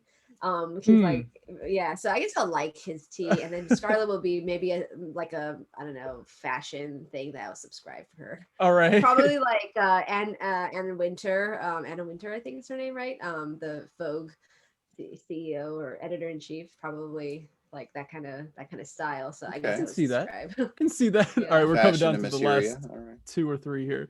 Okay, yeah, sure. President Shinra. Well, dislike President Shinra because he's just get madman. Get... Yeah. I would probably like Roach for his bike stuff, probably cool, and then subscribe to Zach. Of course. Yeah, Zach would have a really like positive channel, I feel. Yeah, he would be very inspirational. He'd be making it just for Cloud. Just videos just for Cloud. Watch. Just in case you ever forget who you are. Yeah, just watch these videos. Just watch these videos. Identity crisis. Right. Oh, Don Leslie. Don okay, I would definitely subscribe. I would subscribe to Johnny for sure because I love Johnny. I'll subscribe to Johnny. Oh, it's subscribe to Johnny. Sorry. Yeah, and then I would dislike Don and then like Leslie. There we go. Yeah, Johnny's like super hilarious, like himbo character. Yeah. If you would have said subscribe to Don, I would have been like, I mean, hey, you know, it's like whatever you want to do. It's like, whatever you want to do. All right, that was connections to hot girls. That was the like, dislike, or subscribe game. First time playing it on here, so thank you for running through. Oh yeah, no, I try to imagine what kind of channels they have. Yeah. From there. All right, so we kind of talked a little bit about Final Fantasy VII remake. We have a couple more questions, and then we're gonna jump into the Mad Libs, which is gonna be hilarious because it's based on your translations. Oh my god. This will be fun. I'm kind of curious, where do you want to see Final Fantasy VII remake go from here? Like, do you want to see it like, Katase, of course, released a statement. Wait, yes, I'm getting it right. Katase released a statement saying that, hey, just expect that Final Fantasy will continue as Final Fantasy has always done. And I believe I probably read that from your translation. Yeah. But yeah, so like, there's that, but I don't believe him. So I don't believe me either. Fool me once. I want to see like something completely different. Like I don't really expect them to go in any of the routes that you go after escaping Midgar. Like, I mean, of course the areas that you go to, like I would like to see that. I want to go to Costa del Sol, for example. Yes. Like I want to see Junon, I want to see Rufus's inauguration, was it? Yeah. The mini game has to be there where you do with the marching thing. Like, so little like beats like that I would like to see, or not even like beats of what happened, but like, I want to go to Junon. I want to go to Costa del Sol. I want to go to the farm where I get the chocobo. But I don't really care how they do anything about the story. Like they can have a whole new like I don't know, storyline of Rufus like fighting Wutai or something like that, or like bringing back the original Avalanche or something, and like something just crazy that's not in the original. because Nomura did say that in the next reveal for when they reveal the trailer or whatever of FF7 Remake Part 2, that you as the audience will know what happens, like what direction we will be taking. And I assume that to mean that he is telling us like it's not going to be the same, and you're gonna understand it after you see that next trailer that we make, or the next info we drop, that it won't be the same. Because like if he's telling us as the audience that we will know the direction that they're going, like I think that's kind of like about, not really like a warning, but like kind of a signal saying like don't expect what you think it will be to be that. Yeah. And I like that. I like that's a little more upfront. And at this point, like I said, now I know that, hey, we're playing in a way a continuation of the compilation. And at this point, now that I'm understanding of this, I'm with you. Actually, I'm with you where I'm thinking that, you know, they're gonna go full sequel. I mean, a lot of the same story beats are, I guess, would fall in line just because the party's motives are kind of similar at the end of Remake as they are at the original. I mean, they're still going to be hunting Sephiroth. Rufus still needs to get the inauguration. So all of these things are kind of going to fall in place, and we're going to visit these locations, but the story might be a little different in each one. So I'm with you. Yeah. Right. I mean, like, I don't know if they will stick to, you know, the like story of the original in each area. Like when you go to Palm, you know, like is Cloud gonna do his flashback? Like, I don't know if they'll do it. I mean, maybe they will, maybe they won't, or they do a mix. But I think with the whole thing at the end of the first one with Zach, you know, coming back or showing a different timeline or universe or whatever, that has a lot of potential. Like, I mean, what if Zach just joins your party? Oh like, that's crazy. What's right? up, Cloud? I'm back. Cloud. So like you're gonna have like I'm gonna need my major sword headache. back. yeah. Or there's so, like, the DLC. Have Zach join your party for $9.99. Yeah. I just want it to be what Osby said. It now, ever since he said it, maybe it now has me going on that. I want it to be what he said, whereas Genova is no longer messing with Cloud. She's messing with the player. Like she showed you that Zach came back at the end, but he's not there. right. No, that's possible though. Like I feel like the end boss is not even gonna be Sephiroth. It's gonna be Genova. Yes, please let it be. Please don't let it be Genesis. I don't know how you feel about Genesis, but no. Oh my God, no! Why would it be Genesis? Like, who even? Like, Thank you. Anyone even played Dirge of Cerberus? Like, I mean, I did, but like, but the general audience will be like, why is this guy? Why is Zach here? Not Zach, Gas. Genesis. Gas. Yeah. Yeah, Genesis. I do not like that they brought him in there. So hopefully it's Sephiroth as the big one. As a main, yeah. I mean, like maybe they'll bring Genesis back, and if they do, you know, as long as they make it make sense, I guess I'll be okay with it. But like, I feel like they should the ultimate evil, it seems like it would, the reason why everything happened is because of Genova, right? You know, all the experimentation and even how Sephiroth got crazy. So I feel like they would make Genova as the ultimate like bad guy at the end, who like is the one manipulating the timeline or something. Yes, as long as Sephiroth doesn't have a redemption arc, like a Darth Vader type redemption arc, I will be okay. I don't want to see Sephiroth like be like, hey, I'm just trying to help you the whole time, because it was almost like the way he talks to Cloud, like you know, you got to help me, or you're join me or something like. I'm gonna say please don't be doing this. I feel like they might do a redemption arc for Sephiroth because they humanized him in Crisis Core, right? So like they might, I mean, I think he will still be the overarching bad guy. But like, if they do, for example, make Genova the ultimate bad guy or whatever at the end, then maybe they'll like redeem Sephiroth, I suppose, in that sense. But I think like for the reasons purpose of like you know, the narrative purposes and how Sephiroth appears in every compilation as a bad guy, I don't think that they're going to like make it like, oh, he completely turn into a good guy. Mhm. But yeah, but I'm excited to see what they do with it, because it does kind of hint that he would be kind of redeemed in a sense, with the way that he kind of wants to have Cloud, join him or whatever. But I don't know. Yeah, I don't know what kind of direction they're gonna go with that. Yeah, that's an interesting theory craft right there, where you're just like, wait, does he get the Anakin storyline, like the hero of the wars, and then, ultimate villain gets the good guy? Maybe at the very end he does the At the Darth very Vader thing. end. Yeah, at the very Yeah. end he does the Darth Vader And thing and I like just electrocutes Genova. Oh, That's it. I won't stay Right. on it too long, but I know that after we spoke about it a couple of episodes ago, we secretly hope that part 2 starts out with Cloud mentioning all the stuff that just happened, and they're like, "What are you talking about?" Oh, Oh yeah, right. Yeah, and like it was that'd be We crazy. what do you mean that didn't happen? We just left Midgar, and then while Cloud's tripping out, Yuffie shows up and steals all your gear, and that's how you start out at the beginning of part 2, back at like level 1 with nothing. Oh yeah, So they have to kind of explain yeah, how you go back to with no weapons and stuff like Mhm. that. so, something Yeah. along those lines. That would be awesome. How Yeah, about yeah. how about Final Fantasy 16 coming up? Do Ooh. you Oh have my like God, a wish yes. list for Final Fantasy 16 of what you want? Oh my God. FF16, I'm so excited Me for too. it. Like The hype train I don't is even so real. it's so real. Like I personally feel like yeah, FF16 will come out next year.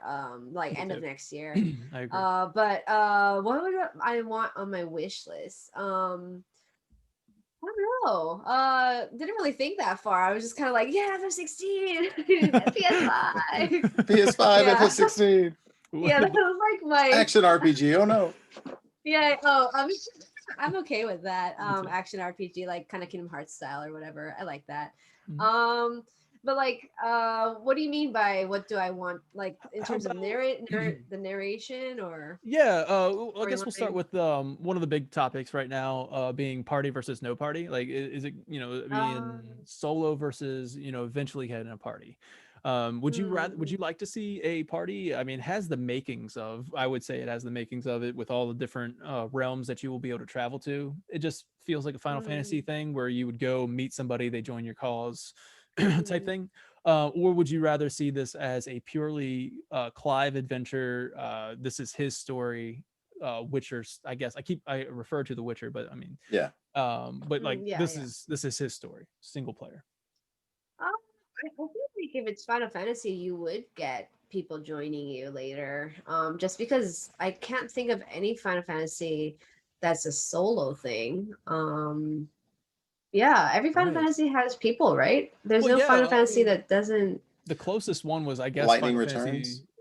Oh, okay. Oh yeah, Yeah, yeah, there you yeah. go. Just Right, kind right, of doing right, her own right. thing, and it Yeah, loses true, all true. If you go coherency. mainline, I guess the closest one was 15, where you only controlled Noctis before the DLC and Oh everything like right, that. right, right, right. So I guess that's Um, yeah. I mean, like, I don't really care if it's just Clive himself or if people join your party, you can control other people, like like FF7 remake style. Mhm. But yeah, I wouldn't mind if it's only Clive himself, because as long as the story is very very immersive and um Clive is an interesting character, I think that would be fine. Yeah, or it would be something maybe like Kingdom Hearts style, where the party just kind of does their own thing on the side. Yeah, but you don't actually control them. Okay. Yeah. I think I would be okay with that too. Like, as if if it's a strictly Clive story and this is a Mm, story of revenge, then yeah, like let's keep it. If there's a party members that come in, I would want it to be party members that come in to impact how Clive handles the story of revenge. mm, I reference Last of Us a lot here on the show when talking about Final Fantasy 16, He because Last does. of Us Part mm, 2, I feel, did such a tremendous job at telling a revenge story. mm, And I think that would be cool because every character that comes in is only there to forward the story of Ellie and Abby. Like they're mm, there to fuel that. mm, And yeah, so I would be cool with that if there was a mm, party, as long as it's to fuel that. I also mm, think it is. I mean, strongly rumored. It was already given a rating overseas for rated M. Oh right, an M, right? Or like P 18 or something like that. Yeah, yeah. Egg, what's it called? Peggy 18. Oh yeah, Peggy. Yeah, right, right.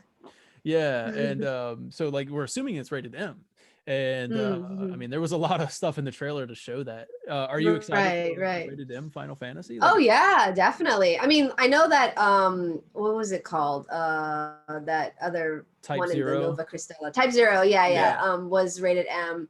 And I think that was rated M only because it had a lot of blood, and at the end, like spoiler, but like everyone dies. But yeah, for FF16, yeah, I want to see how far they can stretch it. How, what they would do. Like, is there going to be sex? Like, Right. that's interesting. Yeah. And like, how gritty would it be? Like, how much, blood and content, like, violence will it be? Violent will it be? But yeah, I think the story wise right now we don't really know much, but on the base, like the very very surface at least, it's about Clive trying to get revenge for his brother, I guess. And then going through different realms, and then every realm has their own crystal that they have to protect, and they have their own icon where they have to protect, I guess. So yeah, on the surface it already seems very interesting and complicated, with all the different like political factions, and like the North is like has fallen or whatever. So I'm thinking like it will go on a path like Game of Thrones almost, where it's like revenge, and like maybe Clive is a bastard child, like who knows? He does have blonde Because hair. I mean, yeah, he doesn't look like Joshua. Yeah. I know we've tossed around the idea that this might be the first mainline Final Fantasy where you actually play the villain. Oh yeah, that would be so good. Like as if that would be interesting. Yeah, because it's a story of revenge, and we were like, what if Clive he gets all in on this revenge story and ends up bringing about the destruction of the world, and you're just by like destroying all the crystals or like all the crystal shards that power these nations, and like I mean, I'd be okay with that too. That's a fresh take. I'm take on down Final for Fantasy. that. I'm down for that. I mean, yeah, he's I mean, I guess like FF15 was great, but then I didn't like how you spend so much time with Noctis, and at the end it's like, okay, well, like what the hell? Yeah. Oh, I yeah, love but so yeah. Oh, you like that? Yeah, that the ending of 15 got me, man. I was like, this is not the ending I wanted for Noctis, but it's the ending he deserved. It's like this is what he man, he did it. Yeah. No, I mean, like I like the ending, but it's just kind of like you spend so much time and then he just like yeah. But then I feel like if FF16 does that villain route, that would be really really cool. Yeah, as long as it like, I mean, I guess it would be very very emotional at the end too, where it's like you see how he spirals into villain. Yeah, I mean, as in Final Fantasy tradition, I'm sure like he goes and brings back the end of the world, and then like all of a sudden he has to fight like this giant god, and you just have to and here's your redemption. You find out that the god that is but that's the bad guy. Right. Take him down. Yeah. No, but I do know like there's a lot of popular fan theory that talk about how Clive is actually the one who summons Ifrit, and he like accidentally summons Ifrit because of like what happened to Joshua or whatever. So yeah, if Clive is actually Ifrit's icon, then I totally see the whole what is it, like bastard child thing going on, where maybe his like mom or his dad, whatever, is not the bishop, or his mom is someone else who has like ties to the dark icons or something. What? That's pretty awesome. I like that. So this is the last question. Project Athia or Athia, I'm not sure, will be a PlayStation 5 exclusive for 24 months, according to a new PlayStation 5 commercial. This is me being a little wild here, but how great would it be if this game, Project Athia, became Final Fantasy 17 and followed the release of Final Fantasy 16 a year or so after? So it's a throwback to the time when Final Fantasy games, like we were talking about earlier, the golden era, where games would come out. Final Fantasy, you would get a Final Fantasy every year, but in this case, let's just say there's a 2-year gap or something. Yeah, that would be pretty cool. I just don't know in terms of like marketing as well as if they plan to have DLC or whatever, how far they're going to go with that with FF16, because I think that would also impact how they market the next numbered Final Fantasy. But yeah, that would be pretty cool. I wouldn't be against that at all. Yeah, Project Athia seems like it does look like a Final Fantasy, to be honest. Like, that was my first thought when I saw it. Yeah, I thought that was going to be FF16 when I saw it during the PlayStation. What's it called? PlayStation Live? Is that what they're called? It was, it's in the PlayStation 5 event, I believe. It was just.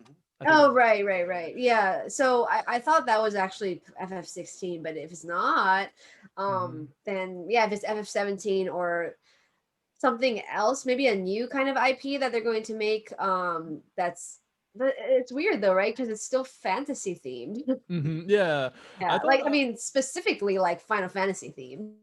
Yeah, and I think it's running off of, I may be wrong, but I'm pretty sure it's running off the 15 engine. It looked a lot like Final Fantasy 15, just next gen. Yeah. Right, exactly. Yeah, and I was like, man, this would be really cool as Final Fantasy 17, like maybe a year or two after the release of 16, and you get to these points, because like Final Fantasy is just it's just on another level with storytelling, and it's got another level of hype. Obviously, it would be great if Square would be able to release like new IPs, something that would be more, people can be excited about this franchise now.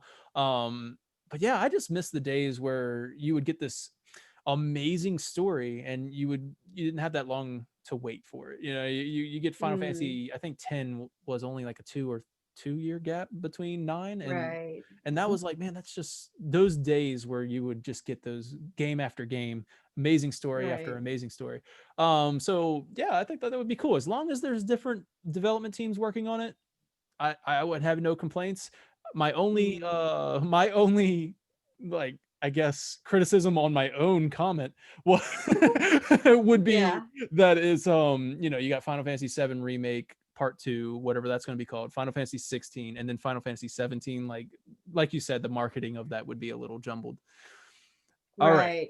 I think, there's a lot of, Square Enix right now deals with like tons of different IPs, and I think the more that they expand with their titles, the harder it will be to have games come simultaneously after each other, because they have to market they don't want to cannibalize themselves, right? Like they release FF16, but FF17 comes out like next year, so FF16 doesn't have enough time to get the maximum amount of sales.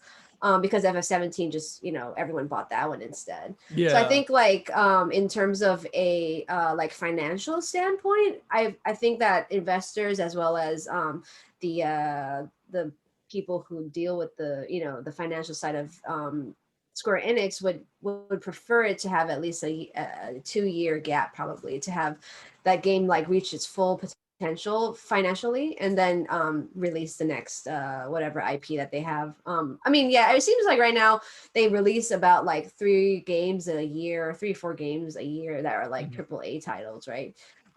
So yeah, that sounds about right.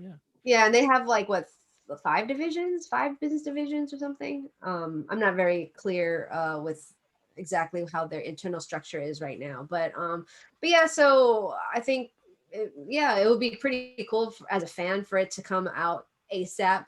But then I guess I don't want to have too much pressure for their staff as well, though, because Japanese staff work insanely hard. And they don't get paid often very well either. So I don't want to overwork them. Yeah, okay. That's fair. Yeah, that's fair. That's fair. All right. Let's get on to the Mad Libs portion of the evening. Okay. These are always so fun. These are so Mad Libs. Awesome. All right. Remember the wackier the word, the better. Yeah. So when we had John Bentley on the show, he gave us words that like something Barrett would say. He's like, I'm trying to think of something Barrett would say, and I'm like, well, he said planet, and I'm like, I'm just replacing planet with planet, buddy. but no, it was still really fun. He read it, and he read his Mad Libs in Barrett's voice, and then he read it in Cloud's voice, which was just hilarious. That was pretty good. Yeah. Nice. And then we had Vic Chow, voice of oh yeah thing. He read in the Goro. as Goro. Yeah, he read. So that was really cool too. That's awesome. That's awesome. Yeah, he explained who the ancients were in Goro's voice. To Aerith.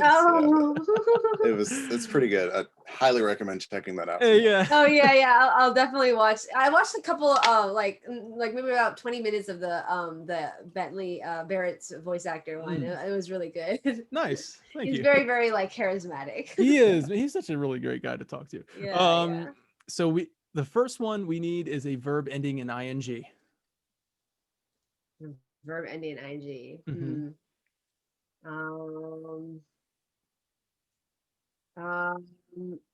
Laughing. Okay. A job. Now. Job. Yep. Janitor. Janitor. Okay. All right. Okay. There we go. Hit that. Oh, it's doing something. Loading. Oh, sorry. There's also like There we go. Emergency or ambulance outside. Oh no, that's okay. No, that wasn't you. It was on my end. So an adjective. Adjective. Astonishing. Oh. Trying to think of like the most creative, crazy words. It works for this in the context here. Okay, but then it should. It's funnier when it doesn't work though. Right? Yeah. Well, it's good. It's a compliment. Okay.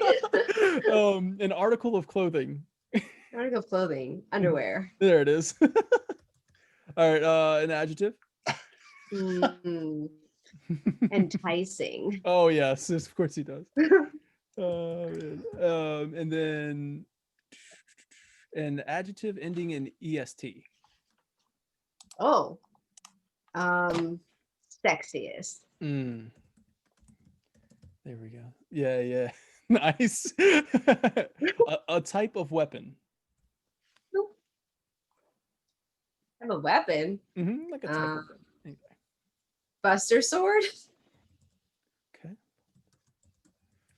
And then things, like just a thing, plural, like a thing.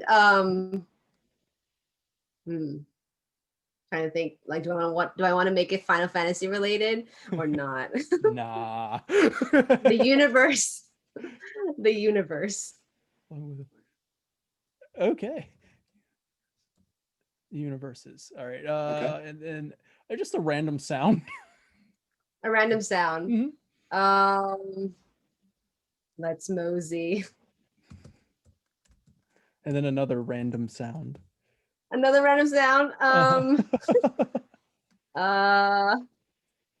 Let me think. Random sound. Like a chocobo's like wark. Oh, wark. Okay. Okay. That's perfect. All right. So this one is Reno, a laughing redhead janitor. Oh my god. Reno, a laughing redhead janitor. A member of the Turks with astonishing red hair that flows behind him. He wears his underwear in his own style and has an enticing personality. But he highly regards himself as a consummate janitor. He takes pride in being the sexiest Turk. His weapon of choice is a special Buster sword, along with electromagnetic universes and other various weapons that he uses to toy with his opponents. His unique way of speaking by adding "let's mosey" and "work" at the end of his sentences. He's a major Cloud fan.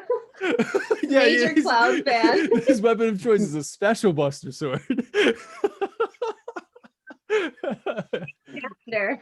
Picked it up from one of the kids that were selling the wooden Buster swords. Yeah. That's awesome. Oh my god, hilarious. Oh, it's a good one. we got one more for you. Okay, so now okay. I need make this your favorite word ever. My favorite word? Yeah, make this the best word because we're gonna use it a lot. So make this the best word that you can. Oh, okay. Yeah. Okay. No pressure. Wow. Okay, let me think. So is it like a noun or an adjective, or it could, in this instance, I suppose it could be anything. It could be anything. If you say something and I'm like, that doesn't work, I'll let you know. Okay, yeah. Okay. Let me think of a good one that can be funny. What's the funniest word that just rolls off the tongue? Just this is a great word. Great word. I'm thinking of adjectives, but is that weird, like, to use an adjective, or should it be a noun? Which one is better? Like, sounds better. Probably a noun, I suppose. Yeah, probably a noun. Probably a noun. Okay. Just hit the chair. I just went down a level there. just sinking down. Like, all right. Oh no. Master of the universe. Master of the universe. All right. Okay. Let's see. I need an emotion. Emotion.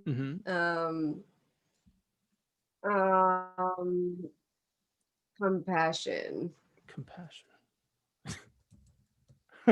I need a noun. Dirt. Right. I see the edits in real time. This is great. Okay. I need a thing. Trash can.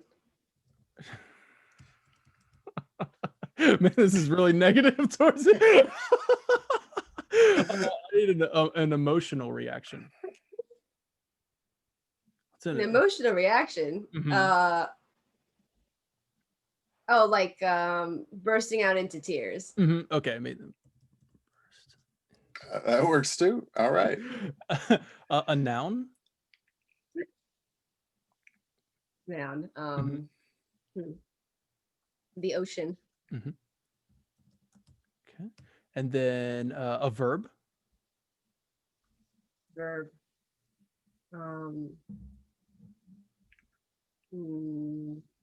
Licking. I gotta go with lick, but yeah, it works. It'll work. Yeah. Okay. Let's go with a period of time. Period of time.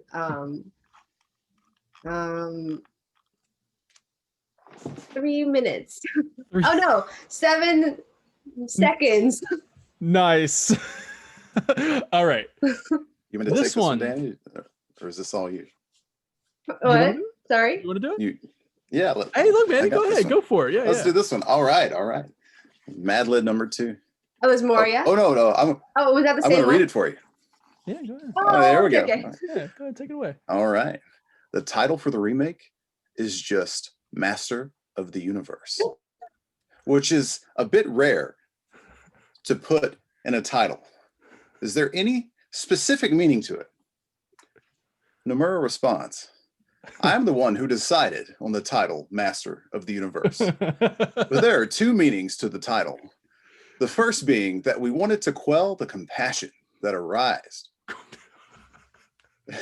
Yo, calm down. You guys are too passionate right now. When we first announced that we were doing a remake, when the first dirt was released, there were people who weren't sure this installment of Final Fantasy VII was merely a trash can or an actual remake, which made them burst into tears. Yeah, I wasn't sure if it was trash can or remake. When we revealed the trailer at E3 in 2015, the reactions were as I expected, with some even asking if this was going to be an ocean. Is it an ocean or trash can? That's why I decided to clearly lick those with doubt that this is a complete remake of the original with the title Master of the Universe as well. In regards to the other meaning of the word Master of the Universe, well, I can't answer that right now. Ask me again in 7 seconds. And then Nomura laugh. 7 seconds. I'll have the answer in 7 seconds. Yeah, you just ask me again in 7 seconds. Be right back. And then the classic Nomura laugh. Just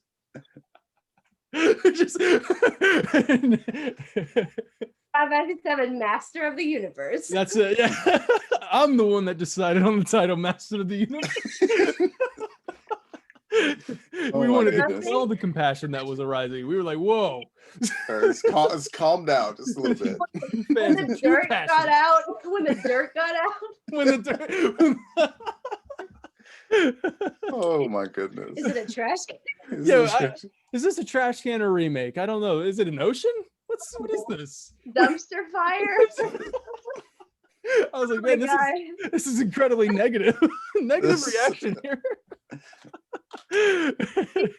Bursting out into tears. That one was great. Oh my god, that was hilarious. Oh, so good. Mad Libs. Mad Libs are so good. Yeah. Other than getting to talk about Final Fantasy, the Mad Libs that we do, it's one of my favorite things ever. Yeah. It's so much fun. I love this so much. Oh my god, it's really funny because I recognize the translation that I made too. As soon as we read the title, Reno, a laughing redhead janitor. Yeah. I was like, oh my god. And then one with Nomura, I was like, oh my god, it's the one where he's talking about the title. Why was it called remake? But, oh my god, that's so good. But yeah, it's funny though because the remake title, they actually the Cloud's Japanese voice actor also mentioned it. He was like, oh yeah, like my mind was blown when I understood the word remake, and I was like, oh yeah, it probably the next title will be like, I don't know, Redemption or I don't know, Reunion or Reunion. Yeah. Yep. We were thinking Reunion for maybe the third one. Like the final, or when they finally have the reunion. Yeah. What was it? We mentioned remake, rebirth, reunion, something. Oh, rebirth. Those, to kind of go off of like Genova Birth and Genova Rebirth. You know what I mean? Like, and then like I was thinking like, oh yeah, right.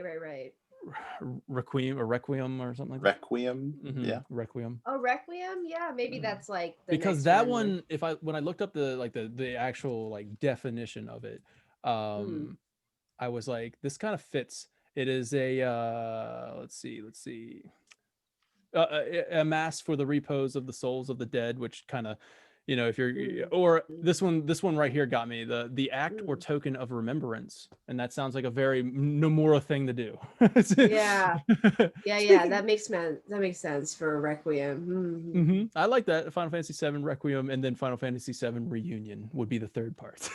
right. Yeah, definitely. That I can see it all being an R related thing. Yeah. R letter. Yeah. I definitely don't. Well, actually, I can't say I definitely don't see, because it's not the craziest title we've heard, but I don't see remake part 2, you know, or remake dash 2.0 3 5 6. Oh yeah.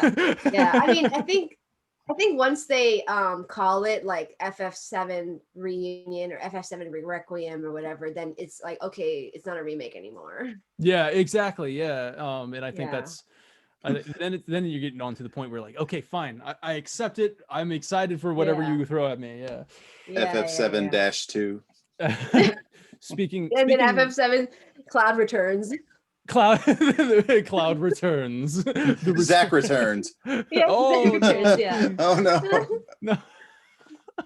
But yeah, like I feel like there's so many things that they can do with the next few parts. And maybe it will even be more than 3 parts, right?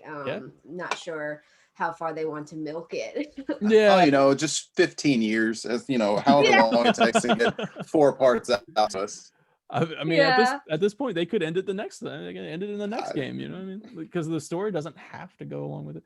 But I do think I think it'll end with either the moment Aerith dies or the moment that you find out it's a big twist and she doesn't die, somebody else dies. I think it's going to end right where that moment is, because that's the moment everybody's looking at. Oh, you mean like the next part? Yeah, I think that's where the next part's going to end. I think it's going because that's the moment everybody's waiting for, I think. Right. Stopping point for the game, I guess. Right.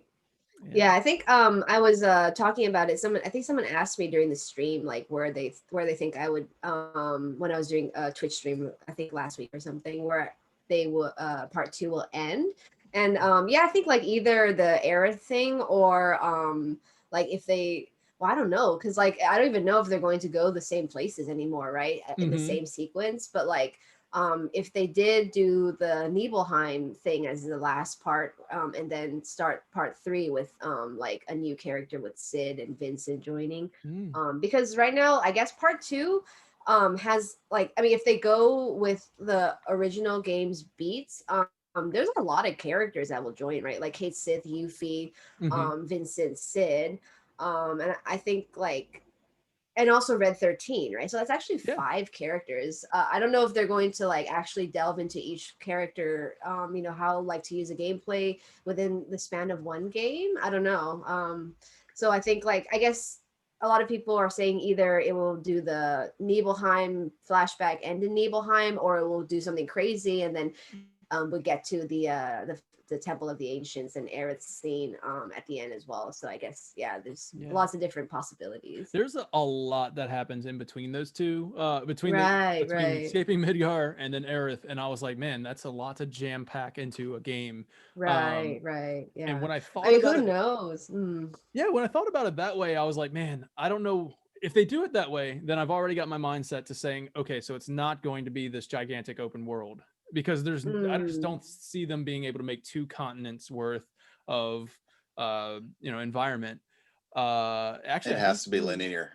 Yeah, you even go up to Bone Village. I mean, before you get to Aerith. Right. So I mean, you're going to another continent, not exploring the whole thing, but so it gives me to the point where I'm like, okay, so mindset, we're not getting a huge open world, but if we are going to get like this huge open world, which I don't think we are, but for me personally, I think it would invoke the same feeling that you got from the original game, where you're on this linear Midgar and very linear. It is open a little bit, but it's linear experience.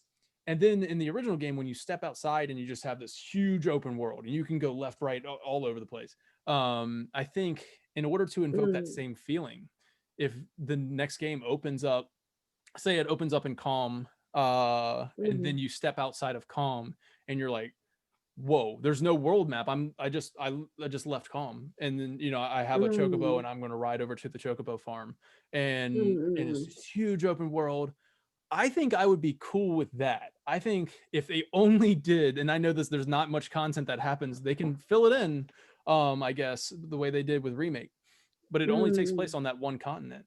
And then and you explore that, the cave that you go through, the when you get to Junon, and then Junon is this huge city that you can explore. And then you take the boat, and I think if the game ends at taking the boat and you fight Genova on the boat, and in the sailor suit, and of course, and and Barrett in the sailor suit and everything's right there. And I think the game, if it ends there, I would be so happy with that. Like, you get this entire continent to explore in post game, maybe have secret areas in there, and then you're sailing away on towards Costa del Sol. That's coming up next, and you have something to be excited for. The gold saucers over there. Right. My only fear I thought about that, and I was like, man, that would be really cool just to have that huge open world. Right. I didn't really think about that. Yeah, I would be happy with that if they said the game's going to end after Junon. I'd be like, Junon, let's go.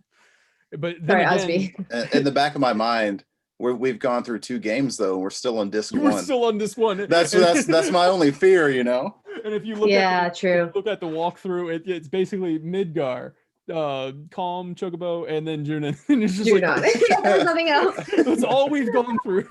How many places can we make Sephiroth magically appear? Yeah. On that first continent, you know. What's on the first continent? I don't remember. Besides Calm, Junon, and the Mithril Caves, right? Fort? The Mithril Caves. Oh, yeah. Fort Condor, recruiting Yuffie. Yeah, but that's not. Wait, you can do that on the first trip over. Yeah. Yeah, I like Soldier's idea of like Yuffie being the first thing that happens, like stealing your stuff, and instead of going, you can go to the Chocobo farm to get a Chocobo to traverse the world better. But then you have to go after Yuffie to get all your stuff back. I think that would be cool. Oh, yeah. Oh, that would be pretty and just go to Wutai. Yeah, just go to Wutai. Yeah, maybe they might even just tie that directly. I don't know. They hype Wutai a lot in the game. And I was like, when I was playing the original recently again, I was like, they don't even talk about Wutai like until way late. Yeah. And I didn't know if that was even a thing, like the whole Wutai versus Avalanche and Shinra or whatever. Very, very briefly touched on in the original, like very, very briefly. And you kind of see why Wutai is broken away from Shinra and stuff like that. Right. But I know that it's explained in Before Crisis. Yes. But like, but who played that? You know, right. Who played a cell phone game in 2008? Come on. Yeah, in Japanese. Right. Yeah. I got all my information from MJ Gallagher. Yeah, so it's kind of weird to think like that they basically had no backstory, and they made this huge backstory and remake. So I'm guessing, if Yuffie does come in the beginning to steal your stuff, then maybe you go to Wutai pretty early on, and that would be pretty cool. Yeah. So Audrey, before we let you go, I want to get to the final fan questions. Sure. Every time I post the promotional images, I ask if anybody has any questions for me to ask you or ask the guest.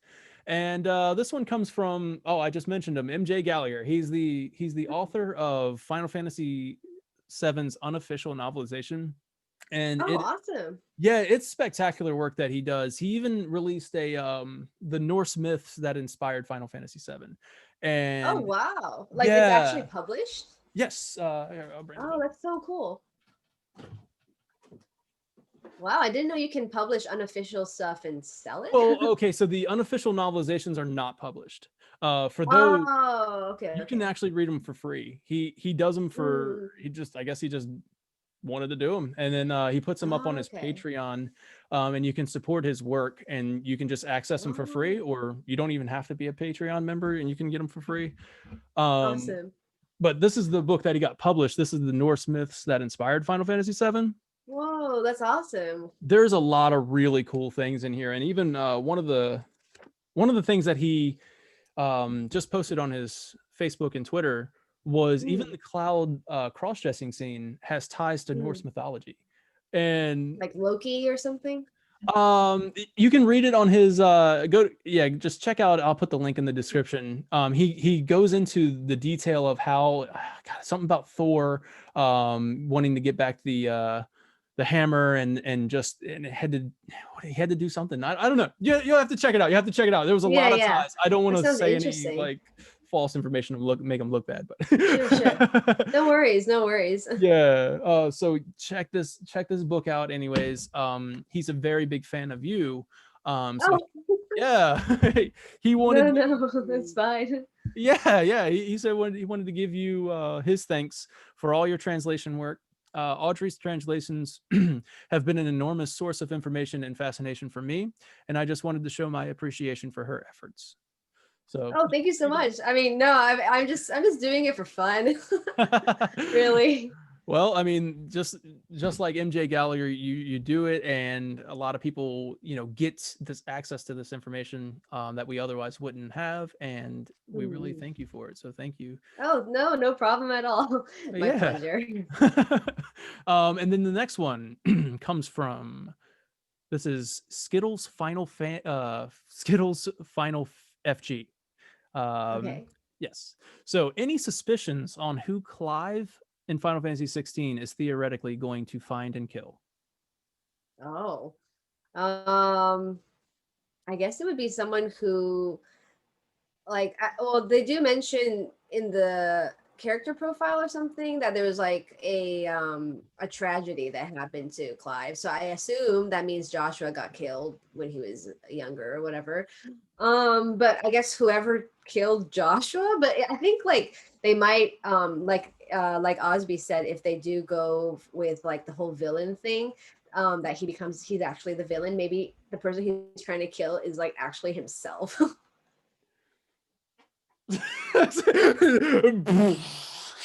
Like, because maybe he didn't have the conscience, or he wasn't conscious when he became Ifrit as an icon or something like that, you know. Finds out I don't know, I'm thinking like Attack on Titan kind of thing, where they're like in the icon and they don't really like know exactly what's going on until after they come out or whatever. Maybe something like that. He finds maybe out the that party he's members responsible. What? maybe the party members that he recruits throughout the game is the team that you use to kill him when he becomes the final boss after playing as him the whole game. Oh no, that would be so crazy. That would be crazy. But yeah, like I don't know. I guess whoever brought on that tragedy would be the person he's looking to seek revenge on. But it would be very crazy and a twist if it was actually him himself. Who summoned? Yeah. Oh man, that's so cool. He was actually Ifrit. Yeah. Yeah. That's awesome. But he didn't know. He finds out later on in the game. Right. So this is good stuff right here. All Yeah. right, this one's coming from at Final Fantasy. Once again, man. Okay. Hey, first of all, thank you, Final Fantasy, for asking questions every week. We have guests on. I really do appreciate it. Awesome. This one's coming from Final Fantasy. When you approach a source material to translate specifically in Japanese, do you have moments where certain words or phrases would be hard to translate, so you would find a way to substitute it for the English language? I believe that we kind of briefly touched on this earlier, Right. but yeah. Yeah, I mean, there are a lot of phrases in Japanese that it's kind of difficult to translate into English, because it's more, yeah, we talked about it, like rooted in the culture. So like, I guess one of an easy example that comes up super often is like yoroshiku onegai shimasu, which means like, technically literally means like, oh, please get along with me from here on out, which is like, doesn't sound good at all.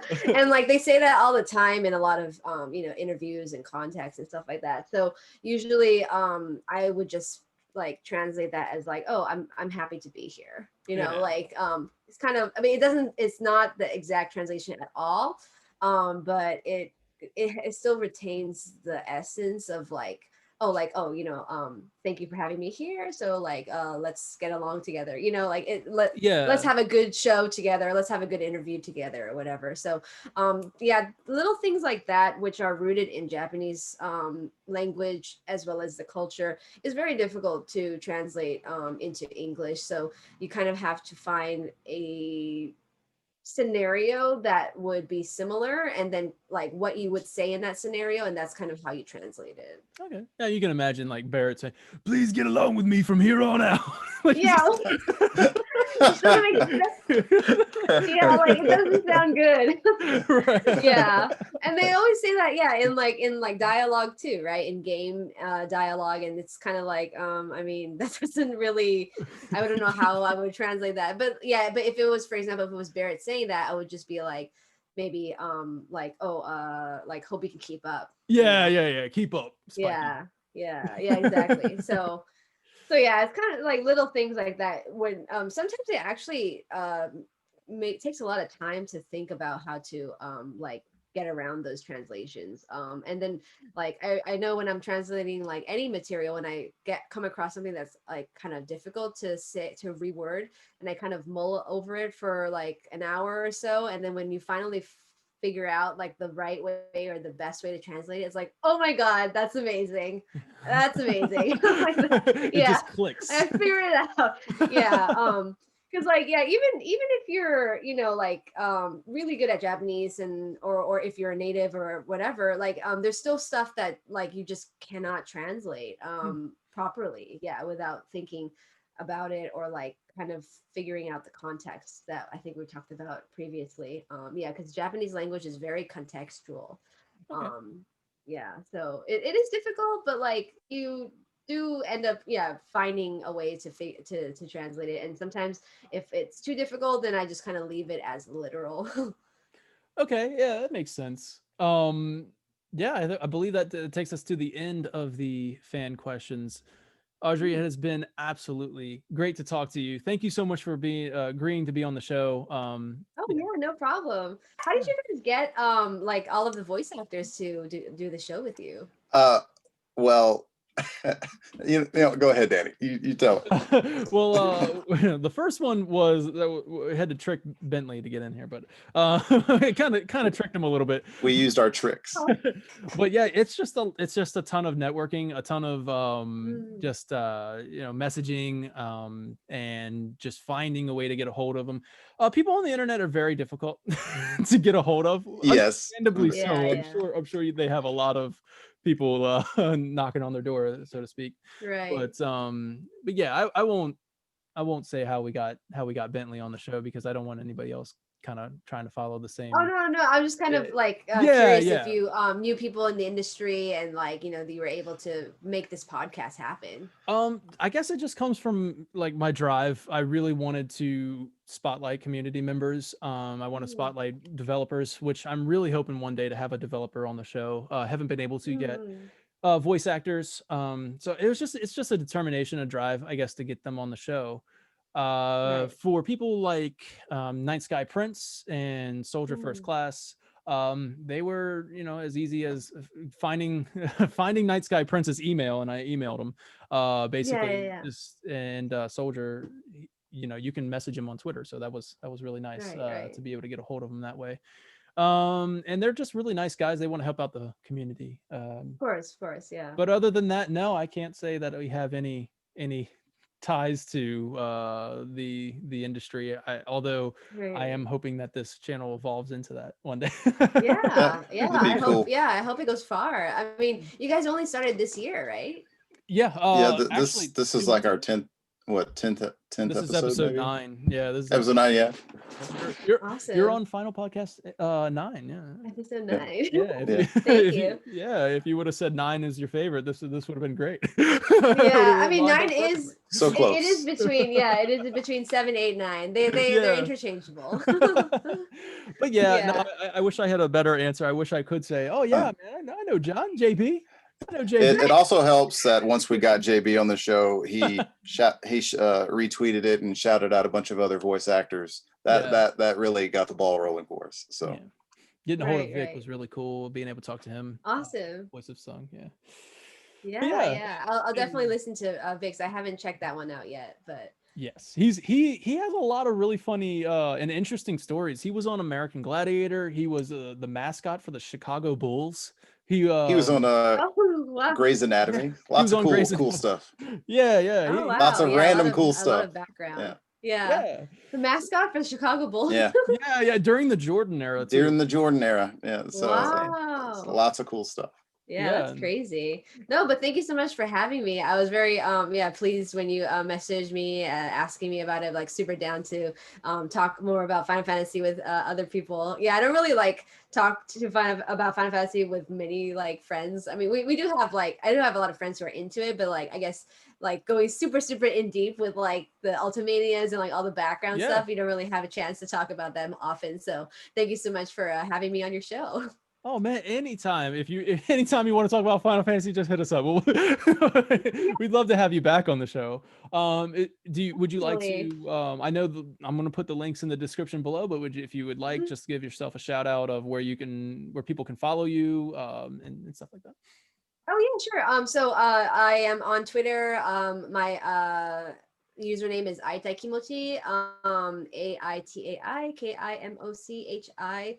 I'm also on Instagram under the same name, and my Twitch is also under the same name, Aitaikuji. And if you guys are interested in buying merchandise from Japan for anime or video game related series, you can check out aitaikuji.com. It's our e-commerce website that we ship abroad, even during the pandemic right now. So yeah, check us out. And if you are interested in translations for the Final Fantasy series, yeah, follow me on Twitter or any platform that you feel like it. So yeah, thank you so much. Yeah, absolutely. And of course, links in the description below. Please check out that website. Audrey, I'm going to ask if you don't mind, please stick around after the show. We want to just talk to you about one more thing. Thank you so much for watching Final Podcast 9. You guys have a great day. Thank you. And please, once again, consider hitting that subscribe button. Just do it. Hit that button. Just go ahead and hit that subscribe button. Just do it. Subscribe. All right, yes, please.